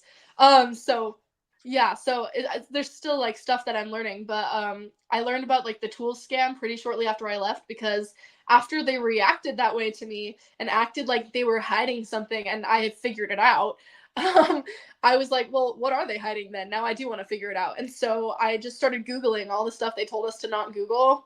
And I started researching cults and I started researching scams and pyramid schemes and other MLMs and other people's Amway experiences. And one of the first resources I found was the Tools Scam documentary that's on YouTube. So I watched that all the way through. And then I watched a bunch of people's Amway testimonials and a lot of cult videos, and I was like, whoa, it is a cult. The people I was trying to recruit were right. So yeah. yeah, I figured it all out pretty shortly after because I was like, wait, now I'm curious and skeptical, and now I want to do my research. Yeah. Wow. Yeah. It's really the stories of other people I feel like are the Mhm. most impactful Yeah. because I feel like we can read something.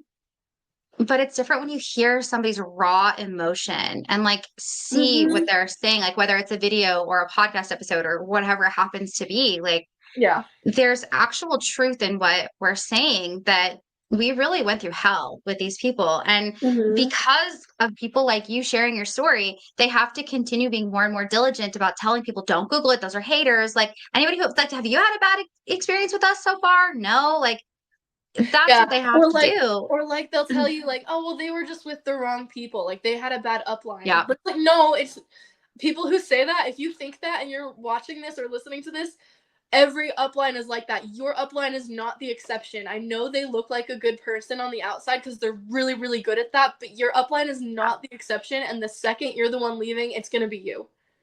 So, Yeah, yeah, putting that's that out true. there. Yeah. Well, and you know what? You actually make a really good point is there. So I follow a couple of people who are still involved who are my cross line Hmm. and I do because I just wanted them to see me.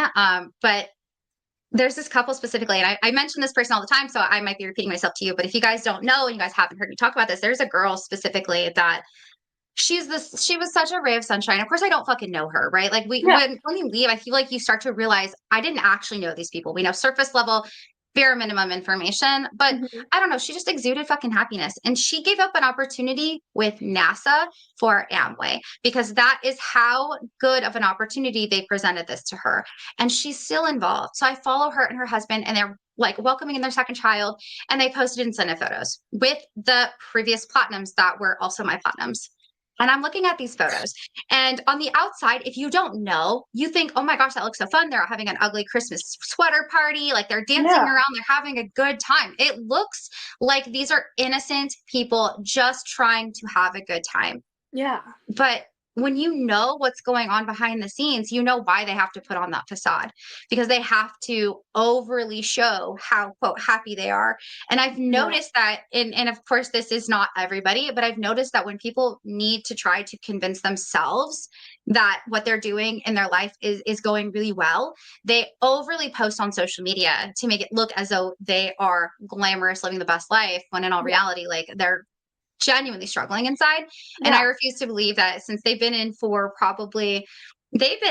like 6 years now, I would imagine 5 or 6. They got in like halfway through my 3 years. And it's like, okay, there's no way they're not struggling. And that is the thing that I think also is that these people look like everyday people. They look like people who want to become your best friends. Mhm. And they're going to find you in your crystal, I was going to say crystal rock. That sounds like meth. In your rock shop where you're working, right? They're going to find you at the grocery store. They're going to attach themselves to you in Yeah. some way, shape, or form. And unless you know what to look for, you may become friends with the person who brings you into a cult and takes like 3, 5, 10 years of your life. Yeah. Yeah. Wow. Oh my gosh. This has been a wild roller coaster. Oh It's yeah. been almost 2 hours too. Like your story is intense and I'm here for it. Like I love the fact that you can speak so openly and so like just candidly about your experience. And just kind of to wrap things up here, like what has life been like now? I know that you're pursuing singing, you're promoting your social media, like you're doing the thing. What Mhm. is life like now? And I know we talked about that briefly in the beginning, but like how is it? How is the freedom, the actual freedom? I love it. It's like a breath of fresh air. I mean, I have a job that I'm allowed to have and I'm allowed to like, and I don't feel this weird pressure to like that it's like an antagonist. I'm allowed to enjoy my job. Amazing coworkers, amazing management. The pay is really amazing. I'm working at a dealership and there's like so much growth opportunity. I'm like making more money than I ever have, and it's like not in a job that makes me want to die, which I love. And then I'm living in a really nice apartment with two of my good friends who just got engaged, and I'm about to be moving into another nice apartment with a different friend of mine. So like I have loved ones around me. Like I'm learning how to like make friends again. Like it's a slow process. I've been a little bit of like a hermit and an introvert because I do have a lot of social anxiety like post Amway. But like the other day, like at election day, I was at the polls and I ended up having a conversation with this random old man in front of me, and it was like the first conversation I had with a stranger since leaving Amway that didn't feel terrifying. Like it felt natural and normal. It's like I'm learning how to like be social and like be myself again and like be my happy social self without feeling like terrified of talking to other people now.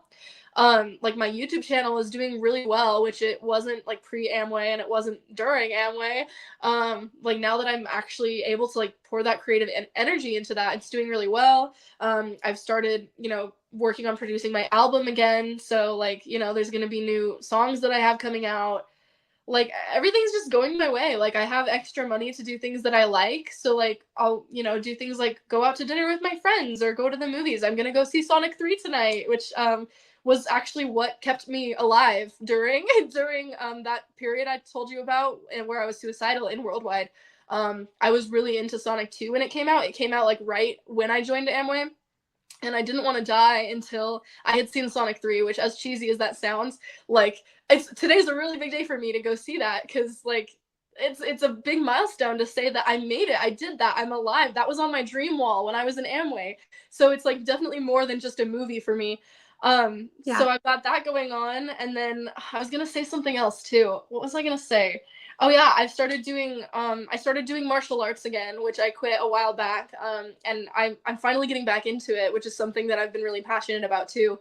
And so that's going to help me with future goals as well, because I have a dream to go to the Shaolin Temple in China and train with the warrior monks, but it's very intense. So I want to have a few black belts under my belt first. So I've started that process of like taking care of my body again, exercising. I buy groceries now. Like I eat fruits and vegetables. Like I cook meals that, like, you know, aren't granola bars. They aren't meal bars. Like I can take care of myself now. I'm drinking water and I'm taking supplements that aren't Amway, like they're actually benefiting me. And so I've just been a lot happier and healthier, and I'm like starting to feel like myself again, which has been amazing. And it's a process, right? It's only been a year since I've been out, but like my life now is so much more fulfilling and lovely, and just like I have so much gratitude. And like the things that I'm working for actually are like here in front of me. Like I put in the work and I actually get the result, instead of just hoping that like one day in 5 years maybe I'll have the result if I put in the work. No, it's like Yeah. cause and effect. I put in the work and I get the result, and it's very cool to like see that now, and it gives me more hope to like that I can actually accomplish my dreams, and maybe my music or my YouTube channel can go somewhere. And even if it doesn't, even if I don't become the next Taylor Swift, at least maybe my song lyrics or my YouTube videos will help somebody, even if it's just one person that feels less alone.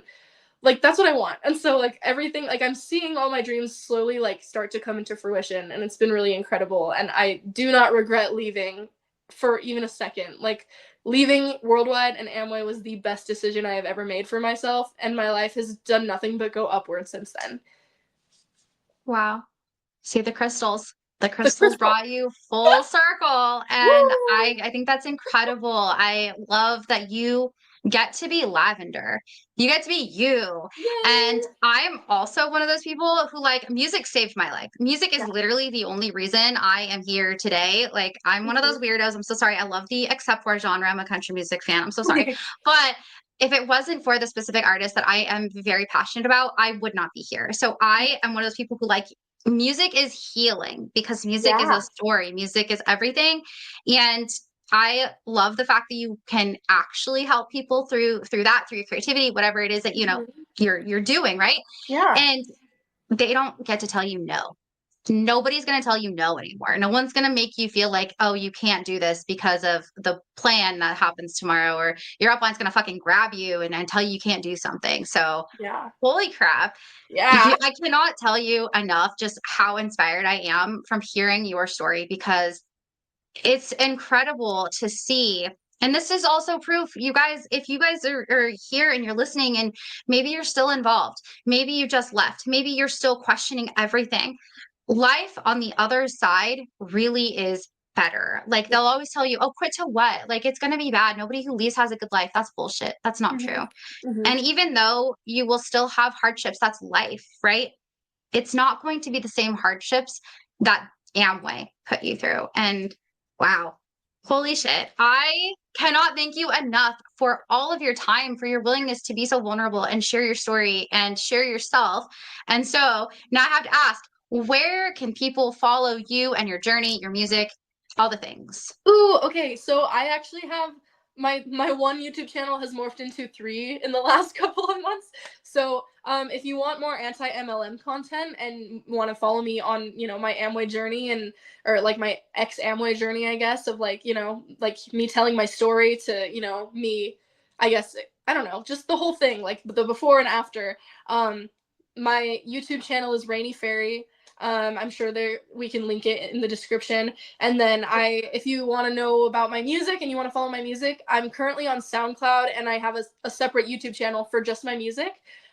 So I'll pass you the links for those as well. I will be on Spotify starting in 2025. So sometime in the like January or February, I'll probably be on Spotify as well. So I have one song out at the moment, working on my second one right now. And then I have a a second YouTube channel aside from like my Amway YouTube channel, and that one is just if you want to follow me in my life, like my lifestyle, my journey with Wicca, my why I went vegan, you know, like travel vlogs, things that I do just in my normal life. If you want to get to know me outside of the anti-MLM content, I have a channel for that as well. It's Rainy Fairy 222, and then my music channel is Rainy Fairy Music. So yeah, I'm Rainy Fairy on everything. So you can find me on Instagram or X or whatever and reach out to me. I'm always happy to talk to people who have been in the business and want to know more or just want to connect and not feel like they're alone. I got you. Yeah. Yep. We will absolutely get it out there and share your information with the world because I think that, and it's crazy. And I say this all the time, and it's such an Amway thing. So I'm so sorry if it's triggering, but everybody perceives things differently. And you might like, I think that people hear something different from each individual person. Like they used to say that, like, oh, you never know which leader you're going to actually get something from. I actually mean it. Like, people hear things and they hear it from somebody. And I really do think that somebody out there is really going to benefit from everything that you are doing. And I I'm just so grateful. Thank you so much for being here. Thank you for your time. Thank you for what you're doing. And thank you for showing people that life after Amway is so, so rewarding. And if you guys are out there and you guys want to be like Lavendar and you want to come and share your story, please feel free to DM me on Instagram at exesandt.podcast, or you can send me an email at dani@exesandtpodcast.com. You guys can catch me. This one's going to be on YouTube, but you can also catch me on Spotify and Apple Podcasts, everywhere else that podcasts are heard. Thank you so much, you guys. We'll catch you in the next episode. Thank you so much again, Lavendar. Thank you.